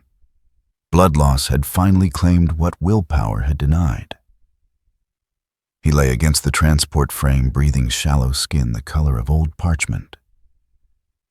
The servitors followed their programming with mechanical precision, loading him onto a gurney and conveying him to the inquisitorial medical facility with the same efficiency they would apply to any damaged asset. Maria was waiting when they arrived. She watched the servitors work their augmetic hands, moving through procedures designed for trauma stabilization. Plasma transfusion, synthetic tissue grafts, Bone reconstruction using ceramite composite that would be stronger than the original structure, but would never heal quite right. "Will he survive?" she asked the lead medici. The servitor turned milky optics toward her. Its vox caster emitted a burst of binary cant that her data slate translated. Probability of survival, 73%. Probability of full function recovery, 41%. Recommend extensive augmetic replacement. Can he be questioned? Inadvisable. Subject requires minimum 8 hours unconsciousness for cellular regeneration protocols to stabilize. Mireia nodded.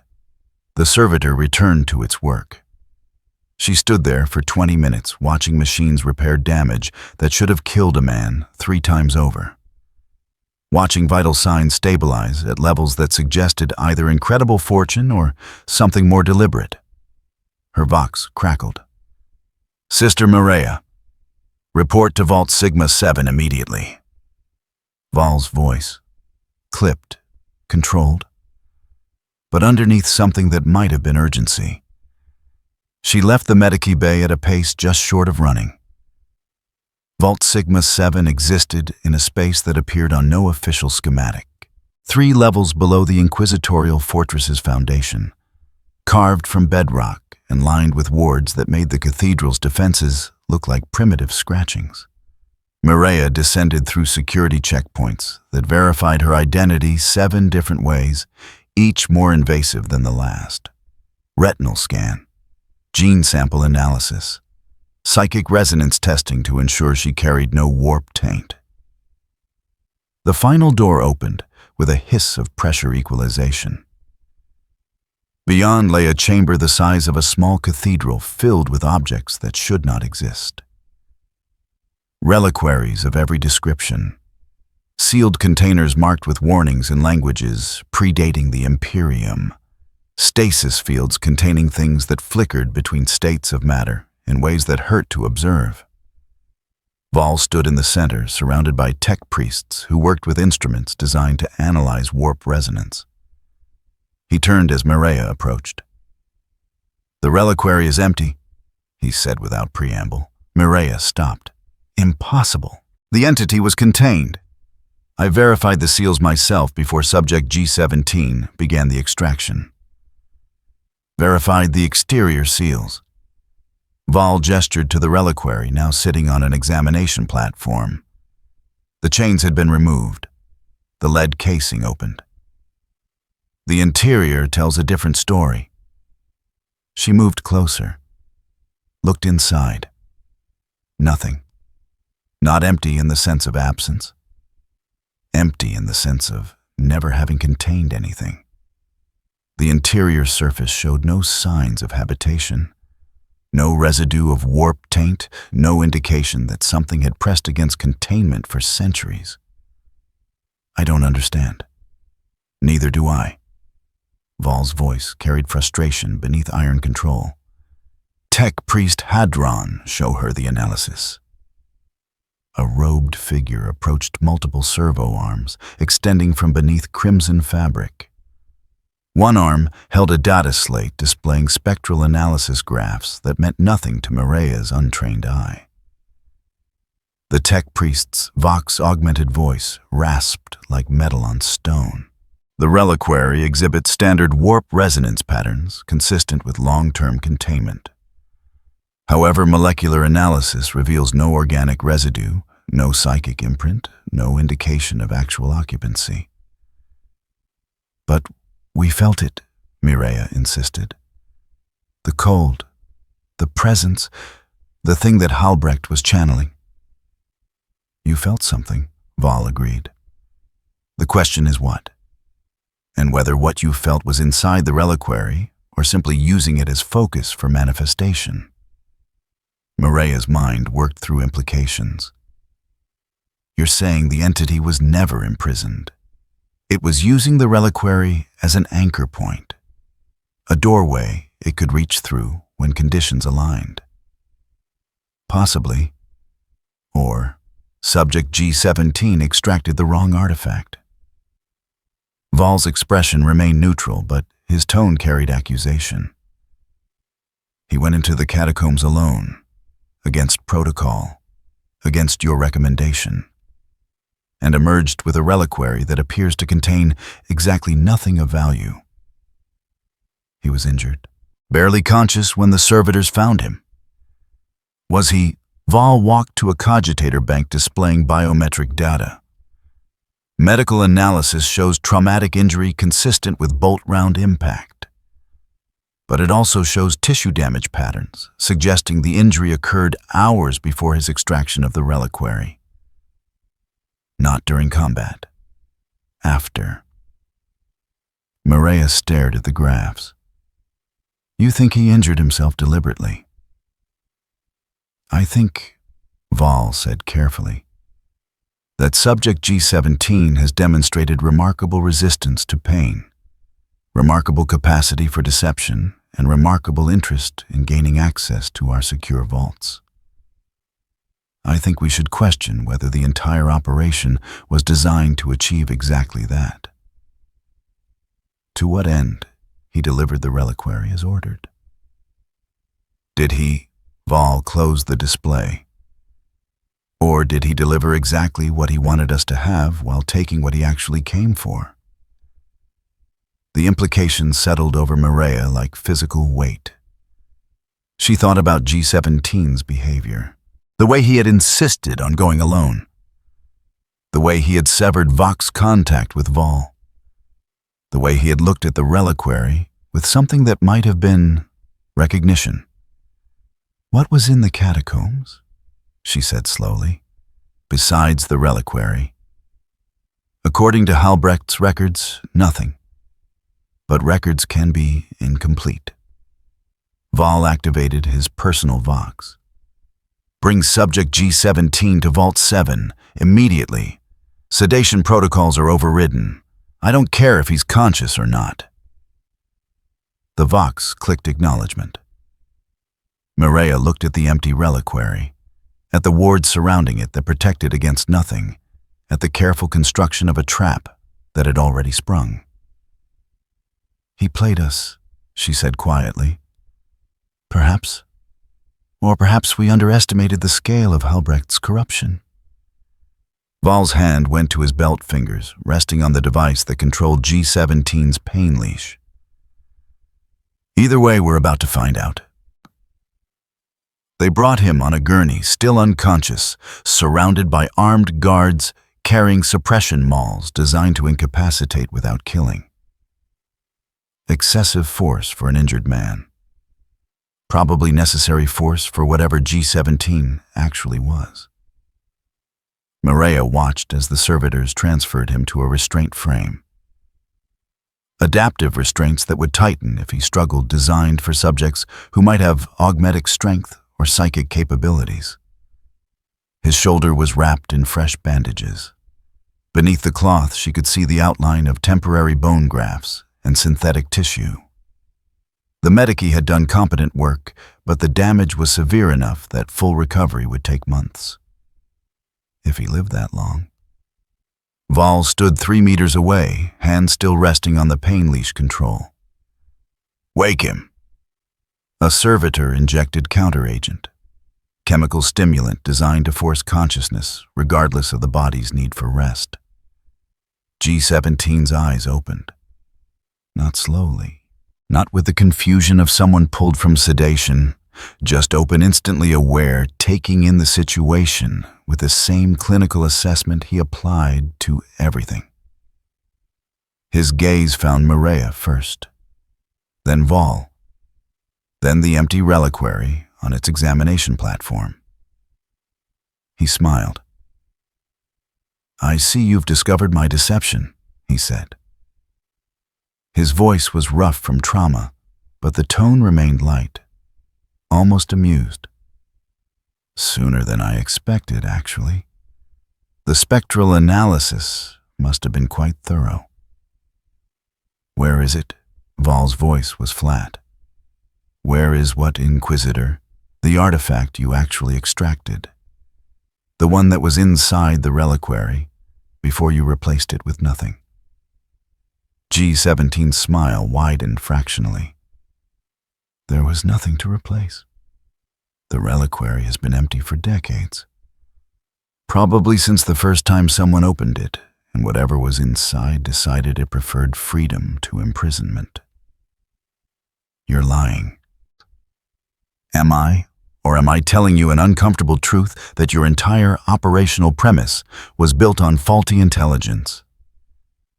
G17 shifted against the restraints testing their give. Halbrecht was channeling something. You were correct about that. But what he channeled was never imprisoned. It was drawn, invited, given permission to reach through the boundaries between reality and elsewhere. Mireia stepped forward. The cold, the presence, the thing that tried to manifest when you struck the reliquary, was using the box as focus, yes, but not as prison. G17 looked directly at her. You're trained in liturgical analysis, sister. You know that words have power, that certain arrangements of language create resonance that transcends mere communication. Halbrecht's sermons were invocations. Each one strengthened the connection. Each one brought the entity closer to full manifestation. Then where is it now?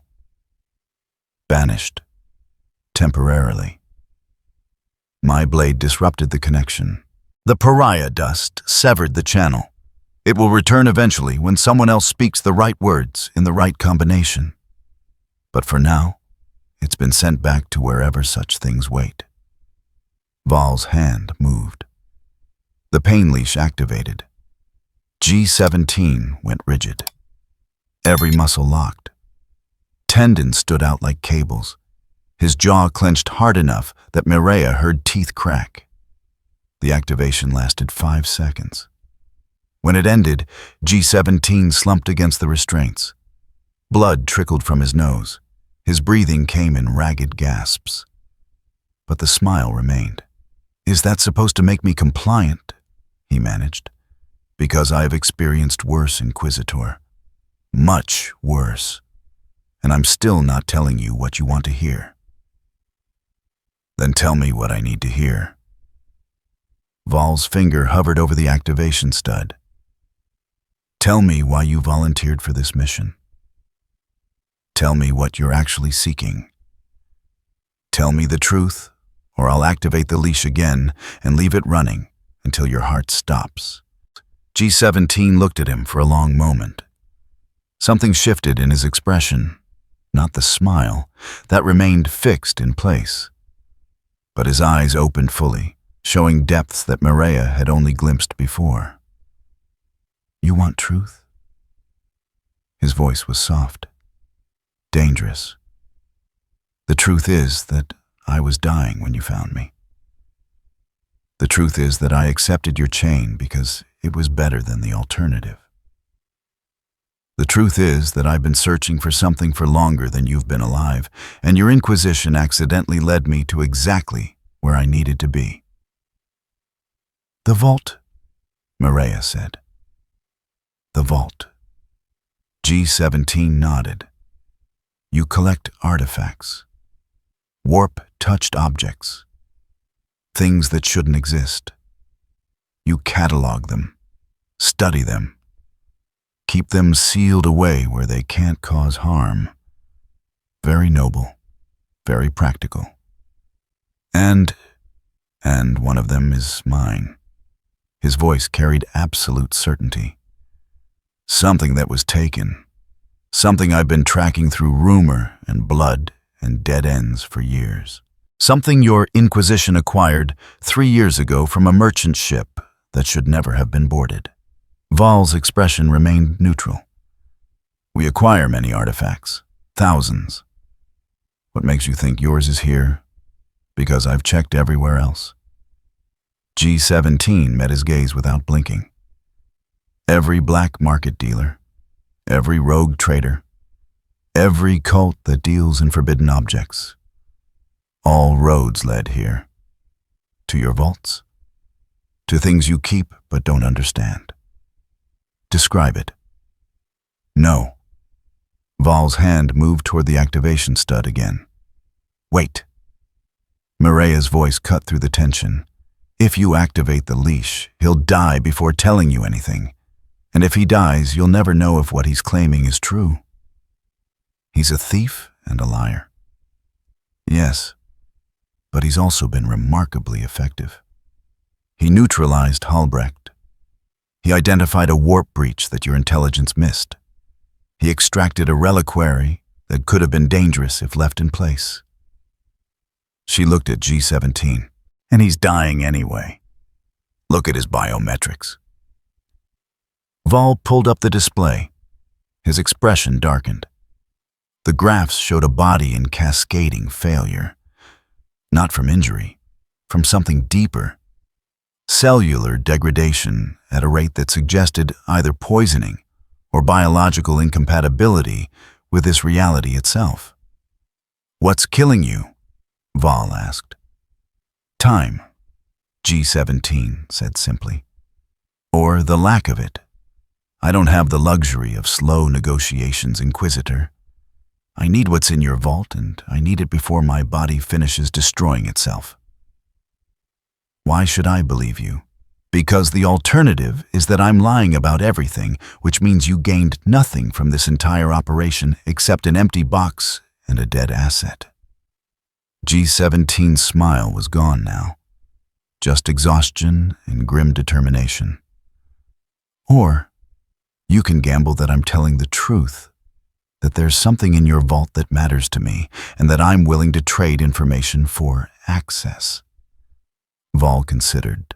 The silence stretched until it became physically uncomfortable. Finally, he spoke. What information? Everything I know about warp breach patterns in this sector. Every cult I've identified that you haven't. Every contact I've made in circles the Inquisition can't penetrate. G17's breathing was labored now. In exchange, you let me into the vault, under supervision, under guard, under whatever protocols you deem necessary. I find what I'm looking for, and you never see me again. And if you don't find it, then you keep me as an asset until I'm no longer useful and dispose of me however you see fit. Mireya watched Val calculate, saw the moment he reached his decision. Sister Mireya will accompany you into the vault, Val said. You will have 1 hour to locate your artifact. If you cannot find it in that time, the offer expires. Acceptable. And if you're lying, if this is an elaborate deception to gain access to restricted materials. Vahal's hand returned to the pain leash control. I will activate this device and watch you die. Slowly. Do you understand? Completely. Val gestured to the guards. Release him. Maintain armed escort. Sister Mireya, you have authorization to terminate subject G17 if he deviates from stated parameters. The restraints opened. G17 stood slowly, testing his balance. His shoulder hung at an awkward angle, but he compensated with practiced ease. He looked at Mireya. Shall we? She checked her last pistol, made sure the charge pack was full. 1 hour, not a second more. They walked deeper into the vault. Behind them, Val watched displays showing biometric data vault security feeds and probability calculations that all suggested this was a mistake. But mistakes sometimes yielded unexpected intelligence. And intelligence was the currency of the Inquisition. The screen showed G17 moving through rows of sealed containers past objects that flickered with warp resonance, past things that should have been destroyed, but couldn't be. Searching for something that mattered more than survival, more than freedom, more than the chains that bound him to a master he had never served. End. Chapter 5. Word count 2. 854 words. The vault stretched further than architectural logic should have permitted. Row after row of containment units, each marked with classification codes that meant nothing to anyone, except the inquisitors who had authorized their storage. G17 moved between them with purpose that suggested he knew exactly where he was going, despite never having set foot in this space before. His good hand traced along container edges, reading labels and scripts that predated the current Imperial calendar. Mireia followed 3 paces behind, last pistol drawn, but not aimed.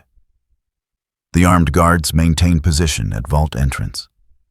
One had tried to follow managed 3 steps before his augmetics began screaming feedback and his optics flooded with static.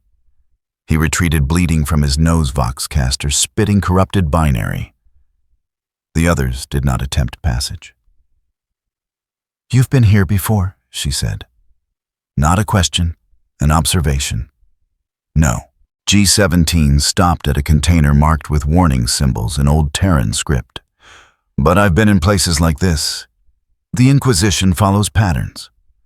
Artifacts are categorized by threat level and origin point. What I'm seeking falls into a specific category that limits possible storage locations." "What category?" "Personal effects with unknown function." He moved past the container without opening it. Objects recovered from individuals of interest who could not explain their significance. Items that register as warp-touched but show no active manifestation. They walked deeper. The temperature dropped with each row, not cold like the reliquary had been, just the absence of warmth that came from being far underground, far from sunlight, far from anything living.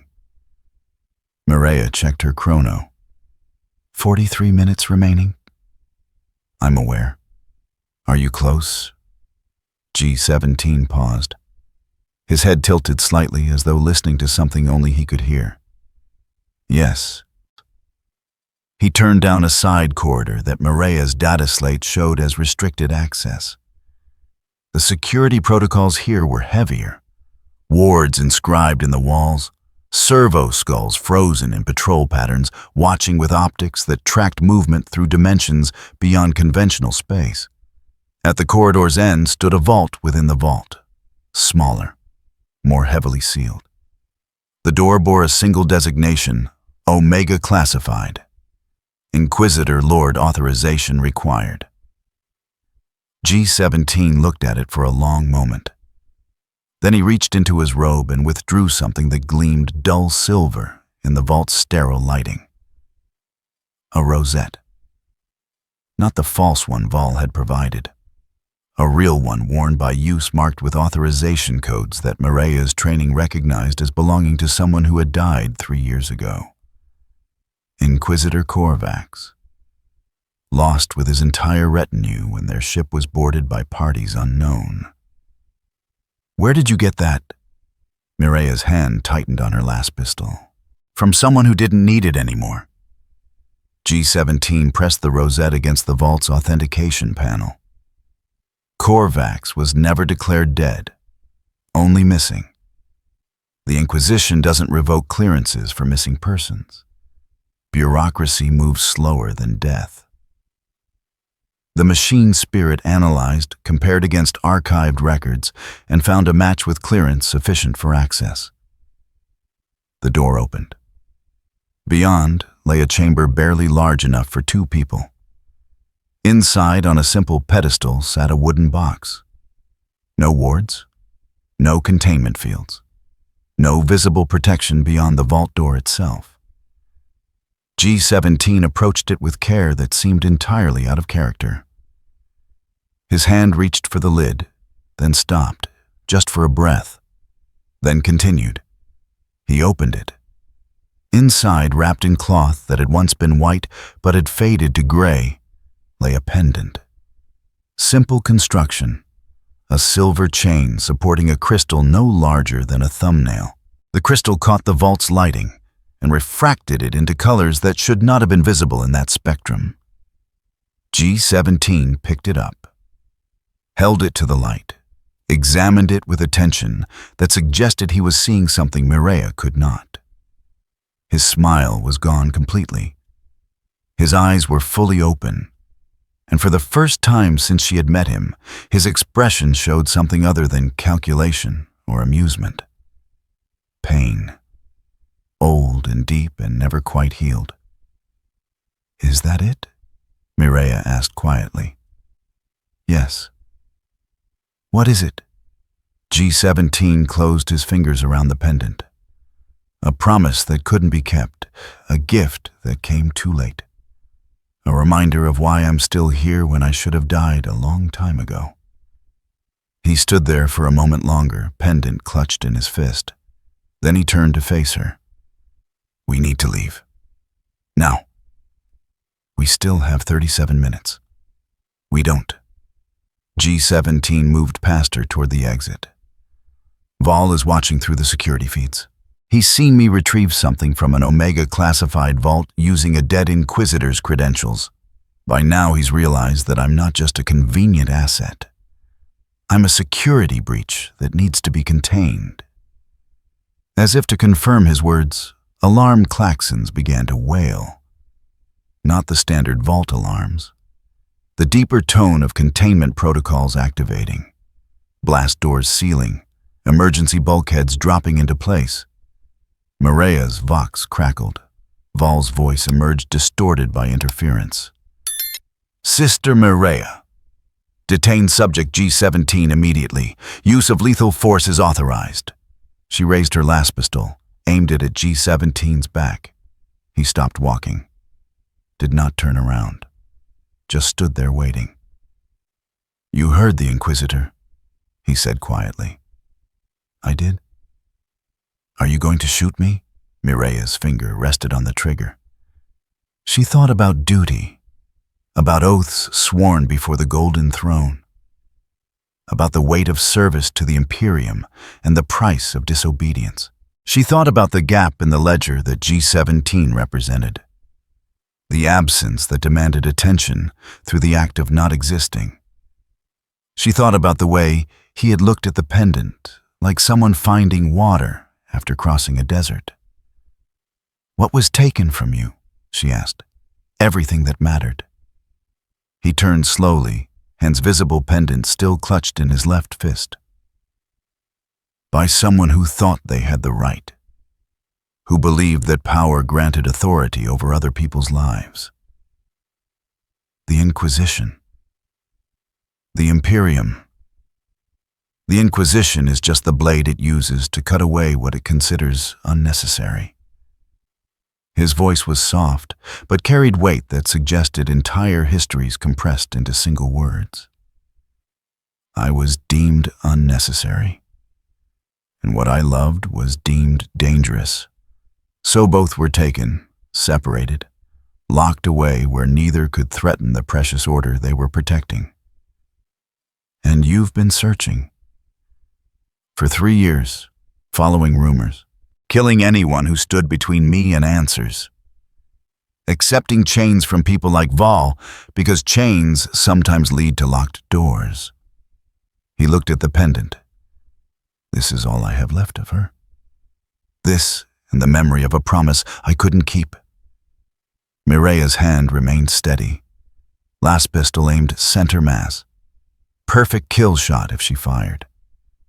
"Vol will hunt you," she said. "He already is." "I mean permanently. You've stolen from Omega classification. You've used a dead Inquisitor's credentials.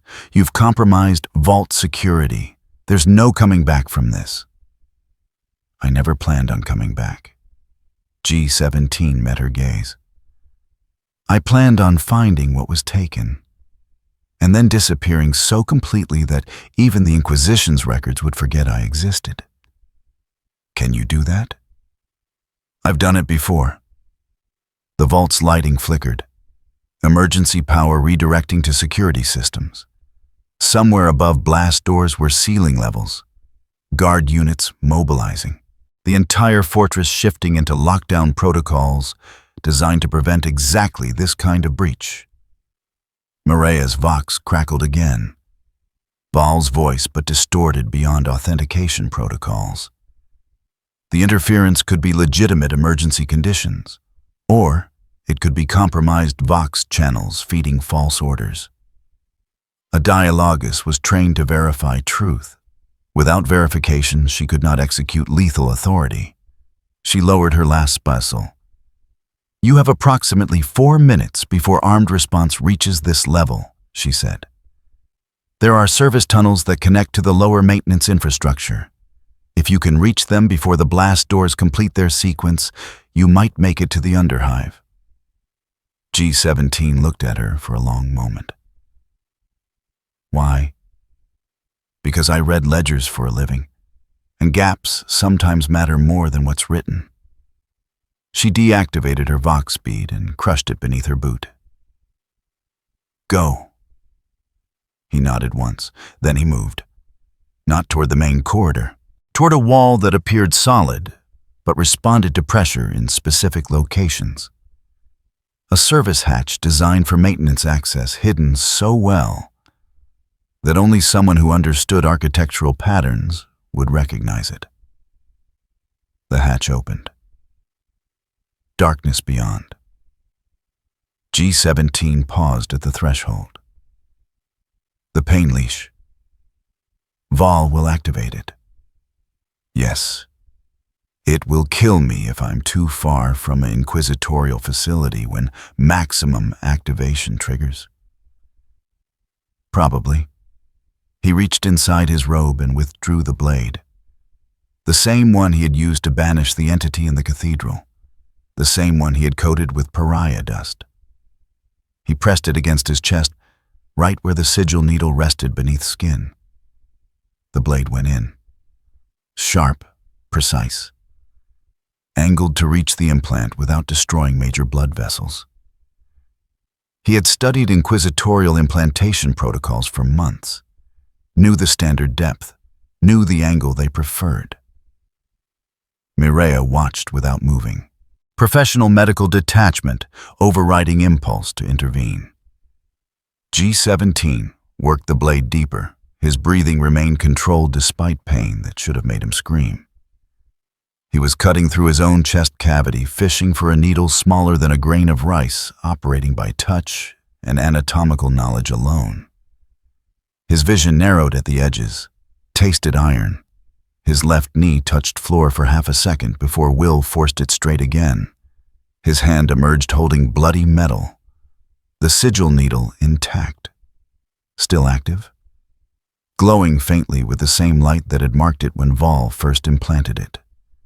G17 dropped it on the vault floor. It rolled twice before settling against a container marked with hexagrammic wards. "Thank you," he said to Mireia. Then he was gone, swallowed by maintenance tunnels that led down into levels where the Imperium's light grew dim and eventually faded entirely. Mireia stood alone in the vault, surrounded by objects that should not exist, holding a last pistol that had not fired when it should have. Her Vox was destroyed. She had no way to report what had happened. No way to explain why subject G17 had escaped custody despite being under armed guard. She would face consequences, interrogation, possibly censure, possibly worse. But when she looked at the sigil needle lying on the floor, still glowing faintly with activation protocols that could no longer reach their target, she found she did not regret her choice. Some gaps in ledgers existed for a reason. Some absences mattered more than what was recorded. She picked up the needle, examined it with professional interest. Then she crushed it beneath her boot, grinding the delicate mechanisms into powder and bent wire. The glow faded.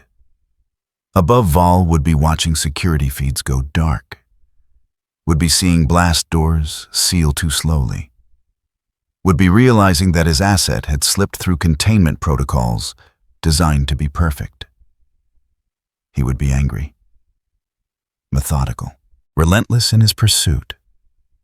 But G17 had 3 years of practice disappearing, and he had what he came for. Maria activated the emergency vox built into the vault wall. "This is Sister Dialogus Maria. Subject G17 has escaped custody.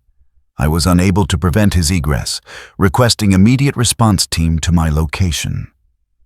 The response came within seconds. Acknowledgement. Confirmation. The grinding sound of security teams mobilizing. She stood in the center of the vault and waited.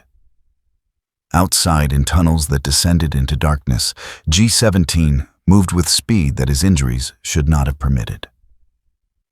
Blood soaked through bandages where he had cut himself to remove the leash. His shoulder remained ruined. His body continued its slow cascade of cellular failure. But in his hand, protected against all forces that might try to take it again, the pendant gleamed with light that had nothing to do with the physical spectrum. He had found what was taken. Now came the hard part, surviving long enough to deliver it. The tunnels opened into the underhive, that vast, lightless space beneath the city proper, where the Imperium's authority faded to rumor and suggestion, where people lived and died without ever appearing in any census, where the gap between civilization and chaos was measured in vertical distance and nothing more. G17 emerged into that darkness like a knife returning to its sheath. Behind him, alarms still wailed. Ahead, possibilities stretched in directions that official maps refused to acknowledge. He walked into that unmapped space with the confidence of someone who had navigated worse. The pendant around his neck pulsed once, faint warmth against skin, recognition, or physics. In the Imperium, people died for the difference. G17 chose to believe it was the former. Belief, after all, was all he had left. That, and a promise 3 years overdue. He descended deeper into the underhive, leaving behind the Inquisition, the cathedral, the vault, and every chain that had ever tried to bind him. Free, for whatever that was worth, for however long it would last. End. Chapter 6.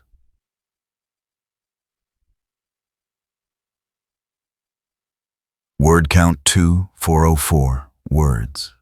Inquisitor Val watched the security feeds go dark one by one. Not catastrophic failure, deliberate progression. Service tunnels accessed in sequence, each hatch opened with authorization codes that should not have existed outside inquisitorial records. Subject G17 moved through the fortress's hidden infrastructure like water finding cracks in stone. The biometric tracker showed vital signs fluctuating between critical and flat line. Blood pressure insufficient for consciousness, core temperature dropping, cellular degradation accelerating.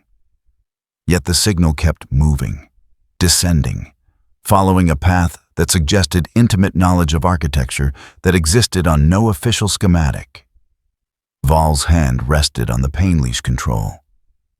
He had activated maximum setting 3 minutes ago. The sigil needle should have released enough neurotoxin to stop G17's heart within seconds. The tracker showed no response. Either the implant had malfunctioned or G17 had removed it. Given what Val had observed over the past 72 hours, he suspected the latter. "Tech Priest Hadron," Val said without turning from the displays.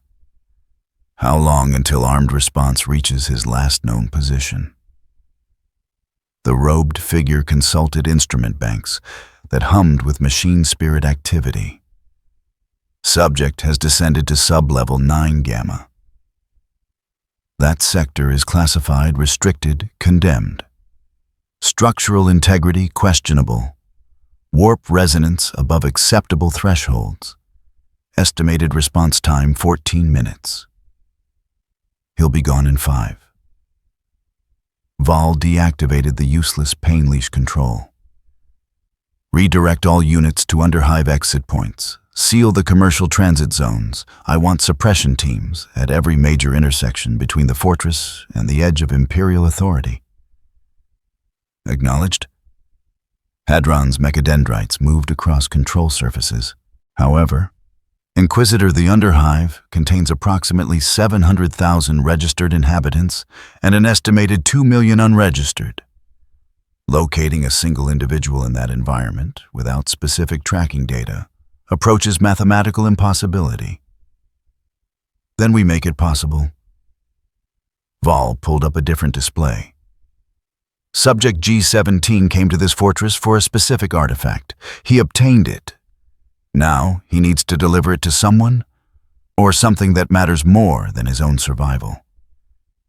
That limits his possible destinations. To what parameters? Unknown.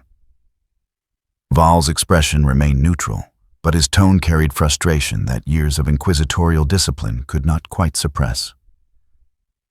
But we will find out. Activate protocol Ash Quietus across all communication networks in the Underhive. Every Vox transmission, every data pulse, every illegal signal that thinks it's hidden. I want monitoring active until we locate him. The tech priest paused. Inquisitor, that protocol was designed for targeted surveillance. Expanding it to cover the entire Underhive will require computational resources currently allocated to reallocate them.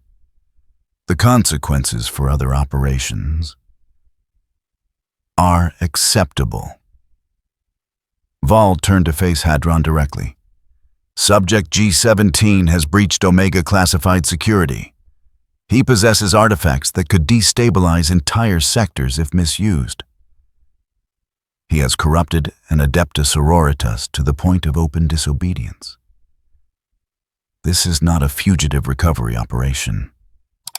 This is containment of an existential threat. Hadron's optics flickered with calculations. Understood.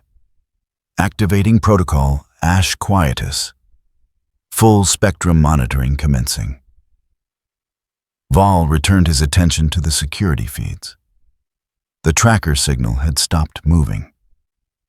Sublevel 9 Gamma Section 47. An area that appeared on maintenance records as sealed after contamination incidents during the War of Red Tears, sealed, but apparently not impassable.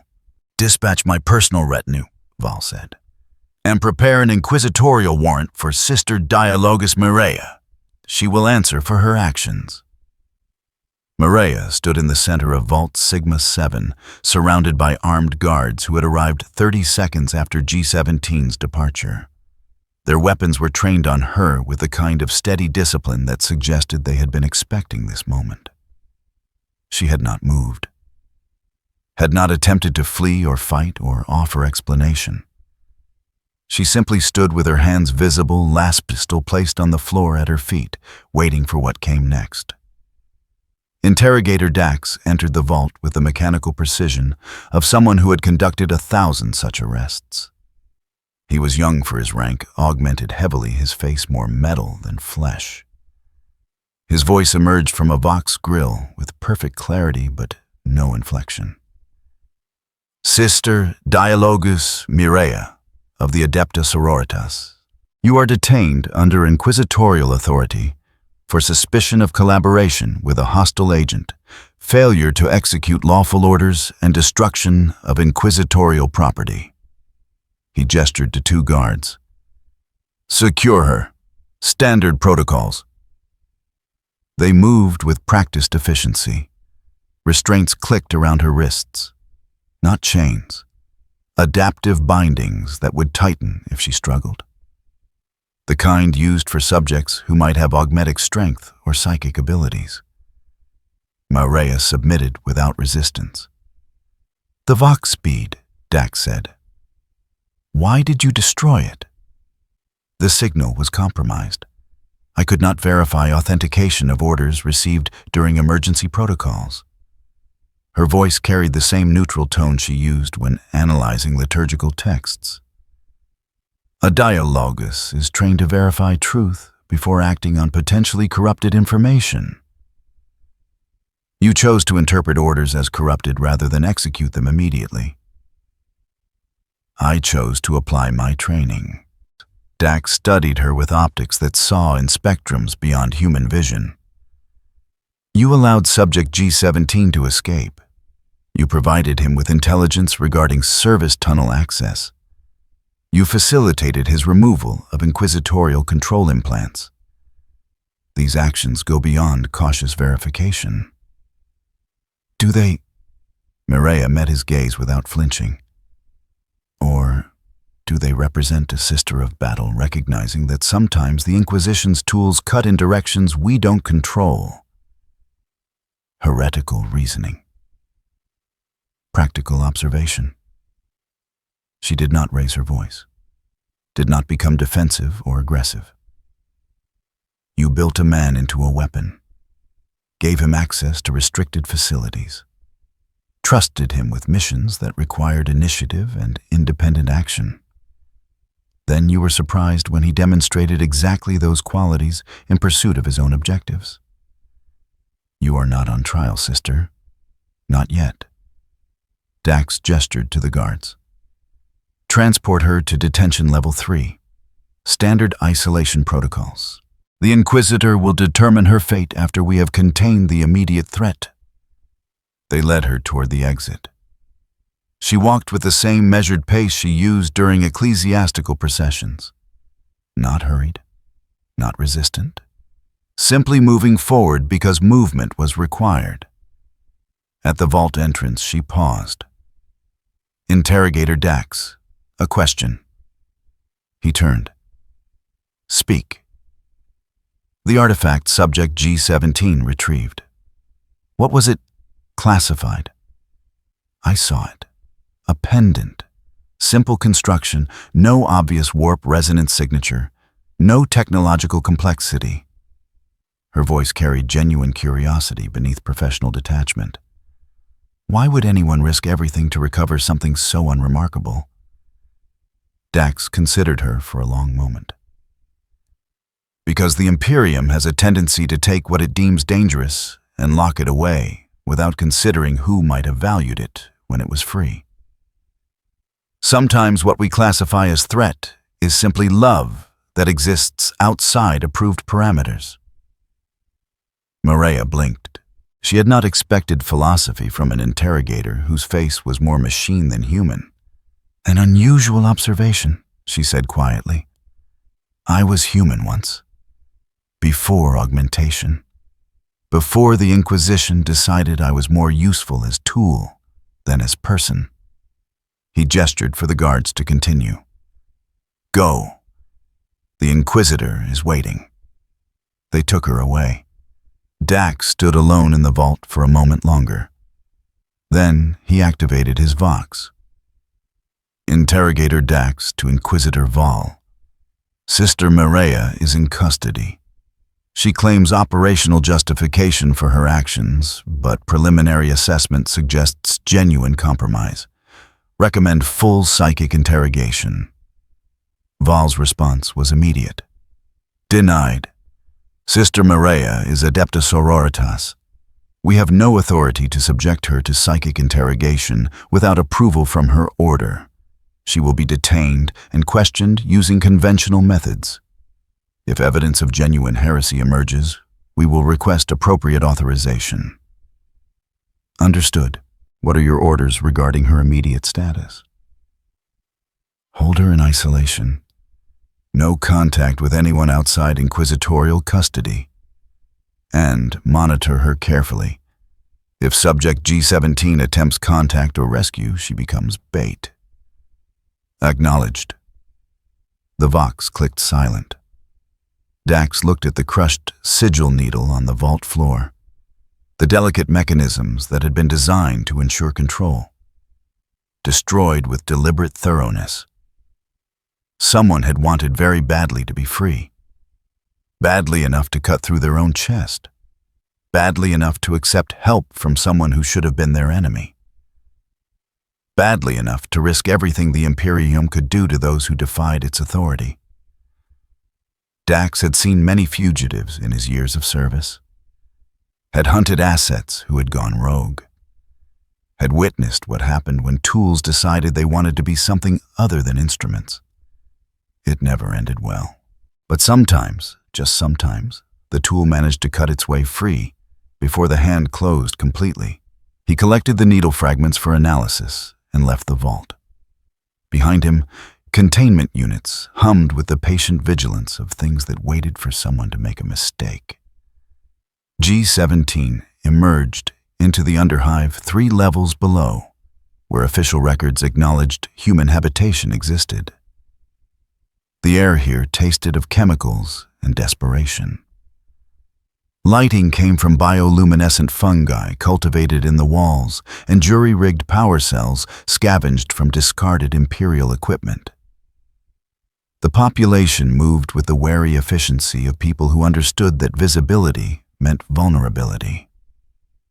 No one looked at him directly, not because they recognized him, because looking at anyone directly in the underhive was invitation to conflict, and conflict meant death more often than resolution. He walked through corridors that had been maintenance tunnels once, before the hive grew so large that maintenance became impossible and abandonment became policy. Now they were streets in all but name. Markets operated in spaces designed for machinery. Families lived in storage chambers meant for supplies. An entire civilization had grown in the gaps the Imperium left behind. G-17's shoulder was on fire. The bolt-round damage combined with the fresh wound from removing the sigil needle had created a cascade of tissue death that was spreading with each minute.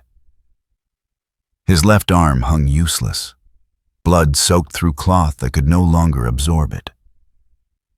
He needed medical attention. He needed rest. He needed time he did not have. The pendant around his neck pulsed with warmth that had nothing to do with body heat.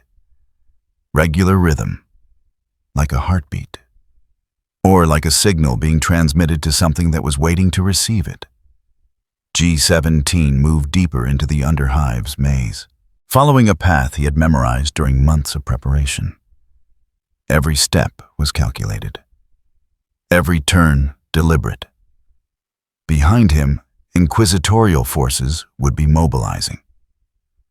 Vol was not the type to let valuable assets escape without pursuit.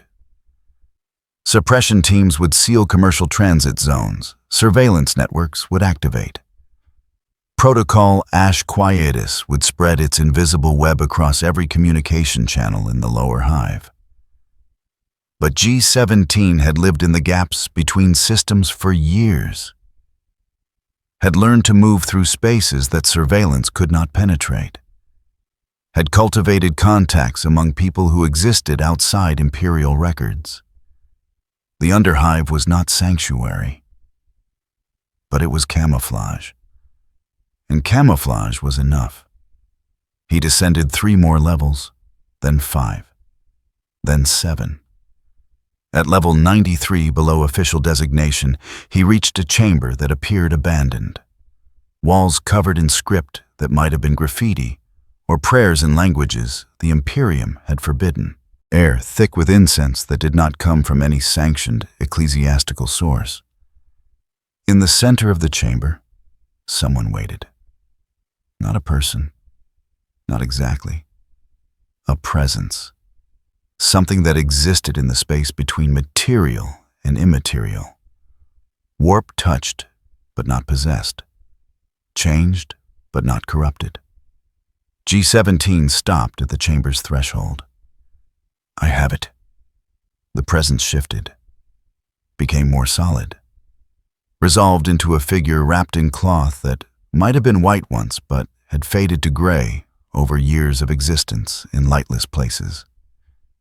Show me, the figure said. Voice like wind through empty corridors. Familiar.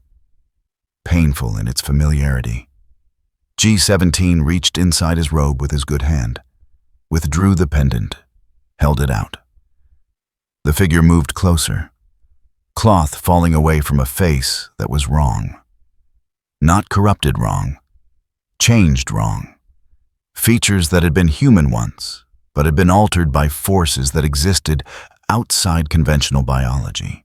Eyes that still held recognition despite everything that had changed. You kept your promise, the figure said. I did. G17's voice was rough, exhausted. 3 years, but I found it.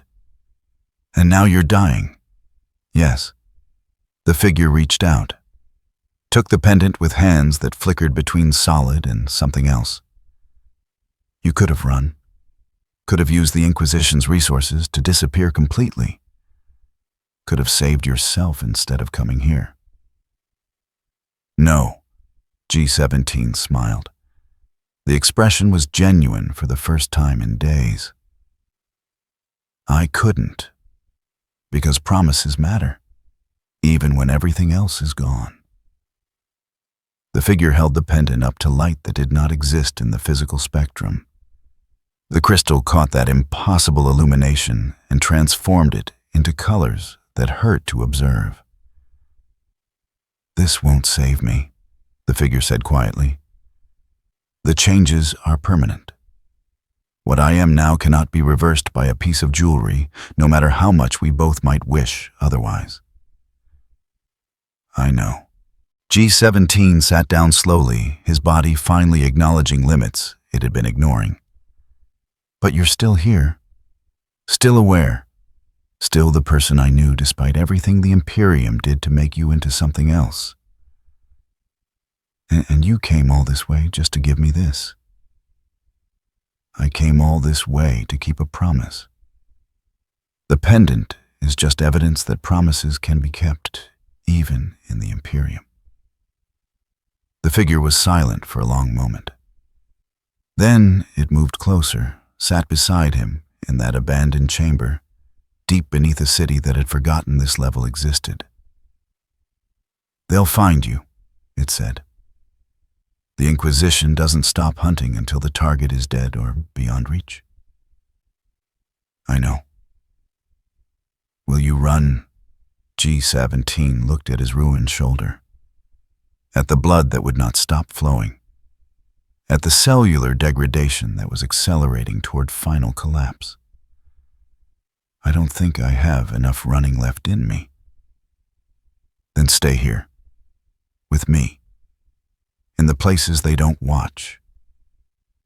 Can I, for as long as you last? The figure placed the pendant around its own neck.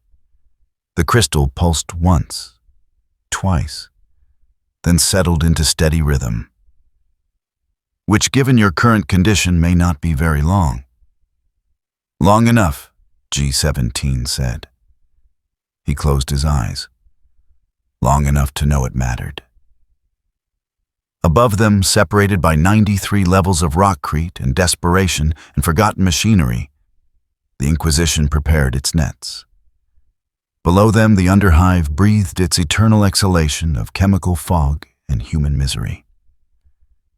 And in that liminal space between above and below, between imperial authority and anarchic survival, two people who had been separated by forces they could not resist sat together in darkness that was more honest than any light the Imperium had ever offered. The pendant glowed.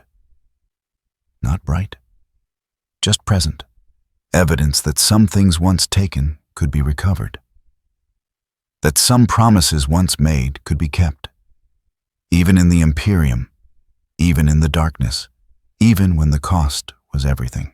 Baren Chapter 7, word count 2847 words. The file was labeled G17, not a name, not a person, just a designation for something that had existed briefly in the Inquisition service before slipping through gaps in containment protocols that should not have existed. Inquisitor Vol stared at the final entry. 3 months of active search, 700 interrogations, 43 dead ends. Protocol Ash Quietus had scoured the Underhive's communication networks until even the criminals who thrived in those lightless depths began to notice the silence where chatter should have been. Nothing. No confirmed sightings, no intelligence suggesting G17's survival or death. No artifacts recovered. No bodies matching description found among the thousands that emerged from the Underhive's depths each month. Anonymous casualties of a war between survival and entropy. The subject had become exactly what he claimed to be. A gap in the ledger, an absence that resisted documentation. Val closed the file, marked it suspended. Insufficient evidence for continued resource allocation. Not closed. Never closed. Just postponed until new intelligence emerged or other priorities took precedence. In the Imperium, there were always other priorities. The data slate chimed. New assignment. Cult activity in Sector Meridian. Suspected Genestealer infiltration. Immediate response required. Val stood, gathered his equipment, activated his personal retinue with a Vox command that required no elaboration. Behind him, the file joined thousands of others. Sealed containers holding records of operations that had ended without satisfactory resolution. Threats that might still exist somewhere in the Imperium's vast darkness. Assets that had been lost, corrupted, or simply disappeared into the spaces between stars. The vault door closed with mechanical finality. G17 would remain there. A name without substance. A tool that had cut its way free. Whether he lived or died in the Underhive's depths was irrelevant now. What mattered was the lesson. The reminder that even perfect containment could fail when the subject wanted freedom badly enough to pay any price. Val would remember that lesson. The next asset would be chained more carefully. Sister Dialogus. Mireia knelt in the penitent's chapel, hands folded in prayer, speaking words she had memorized before she could read. The God Emperor protects. The God Emperor provides. The God Emperor judges. Standard litany. Familiar rhythm. The kind of prayer that required no thought, only repetition. She had been praying for 6 hours, not because faith demanded it, because surveillance required evidence of contrition. The Inquisition had questioned her for 2 weeks. Conventional interrogation, no psychic probes, no chemical enhancement, just questions asked by people who were very good at detecting lies and very patient about waiting for truth. She had told them everything. The vault, the pendant, G17's stated motivation, her decision to allow his escape based on inability to verify authentication protocols during compromised Vox transmission. They had not believed her justification, but they had found no evidence of heresy, no proof of corruption, no indication that her actions stemmed from anything beyond professional judgment applied in circumstances that fell outside standard operational parameters. The Adepta Sororitas had intervened, requested her return to their custody for internal discipline. The Inquisition had agreed more interested in hunting G17 than prosecuting a sister whose order was willing to handle punishment internally. Mireia's penance was prayer, 6 hours daily for 6 months, followed by reassignment to duties that did not involve inquisitorial operations. She would catalog liturgical texts in archives where the most dangerous thing was dust. She would analyze prayer patterns for theological consistency. She would serve the God Emperor faithfully until her superiors deemed her judgment trustworthy again. It was a light sentence, merciful even. She should have felt grateful. Instead, she felt the weight of questions that liturgy could not answer. Had she done the right thing? Or had she simply allowed sentiment to override duty? Was G17 a man seeking to recover what had been unjustly taken? Or a criminal who had manipulated her compassion to facilitate theft of inquisitorial property? Would the pendant he recovered save someone or doom them? The prayers continued. Automatic, mechanical, words spoken by mouth while her mind remained elsewhere. In her cell, hidden beneath the mattress where surveillance would not detect it unless they conducted physical search, a single page remained. Not official documentation, not liturgical text. Just handwriting. Her own, recording the linguistic patterns she had detected in Cardinal Halbrecht's sermons, the words beneath words that suggested meanings beyond the literal. She had kept it. Against protocol, against orders, against every rule she had sworn to uphold. Kept it because sometimes gaps in ledgers mattered more than what was written. Because sometimes the truth existed in spaces between official records. Because she had seen a man cut through his own chest to remove a leash. And that kind of desperation suggested something worth remembering, even if she could never speak it aloud. The prayer reached its conclusion. She stood, bowed to the altar, left the chapel with measured steps. Tomorrow, she would pray again, and the day after, and the day after that, until penance was complete and duty could resume, until the questions faded into background noise and faith covered uncertainty with the comfortable weight of ritual, until she forgot why the gap in the ledger had ever mattered. Almost. In the underhive, 93 levels below, where the Imperium's light reached something that had been human, once sat in darkness and held a pendant that pulsed with warmth that defied physical explanation. The figure wore the pendant openly now, no longer hidden, no longer secret. Evidence of a promise kept. Beside the figure, a body lay on makeshift bedding. Still breathing, barely. Cellular degradation had accelerated over the past 3 months.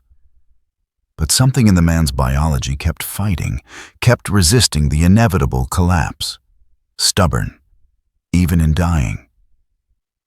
The figure reached out with hands that flickered between solid and otherwise, placed them gently on the man's chest, not healing.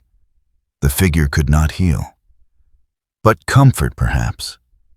Presence during the slow fade. "You should have run further," the figure said quietly. "The Inquisition might stop looking in the underhive, but they'll never stop watching for you to surface."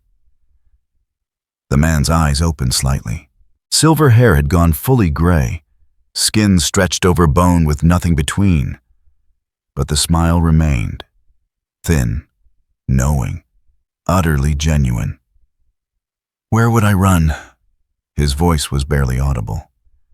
"This is where I needed to be. With me. With you." He closed his eyes again. 3 years I searched.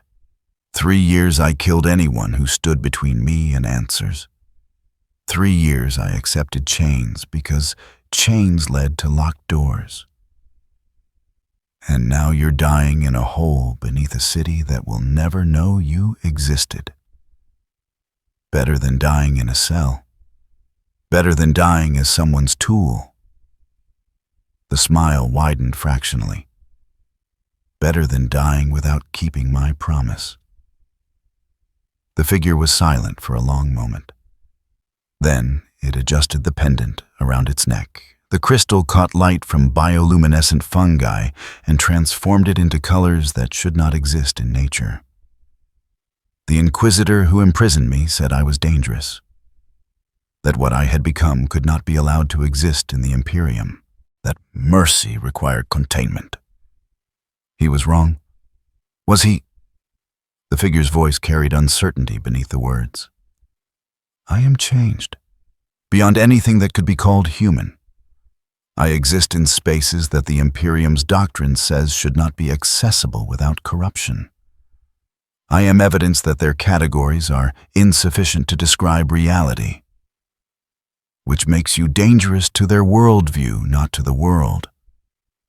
The man coughed, blood on his lips. They take what they fear and lock it away. Call it protection. Call it duty. But really, it's just fear of things they can't control.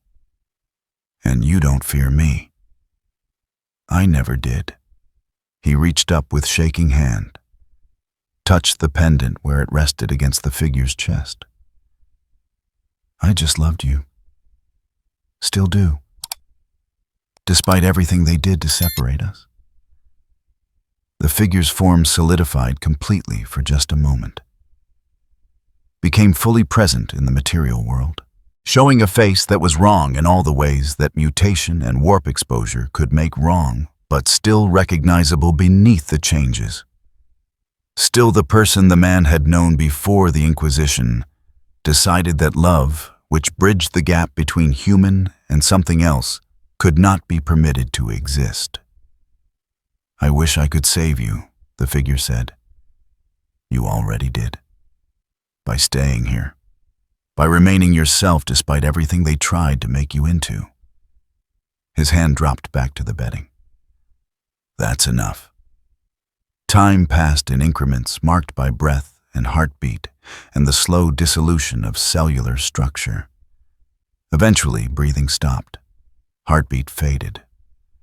The man who had been designated G17 died in darkness 93 levels below, where the Imperium acknowledged human life could exist, surrounded by nothing except the person he had spent 3 years searching for and the promise he had kept.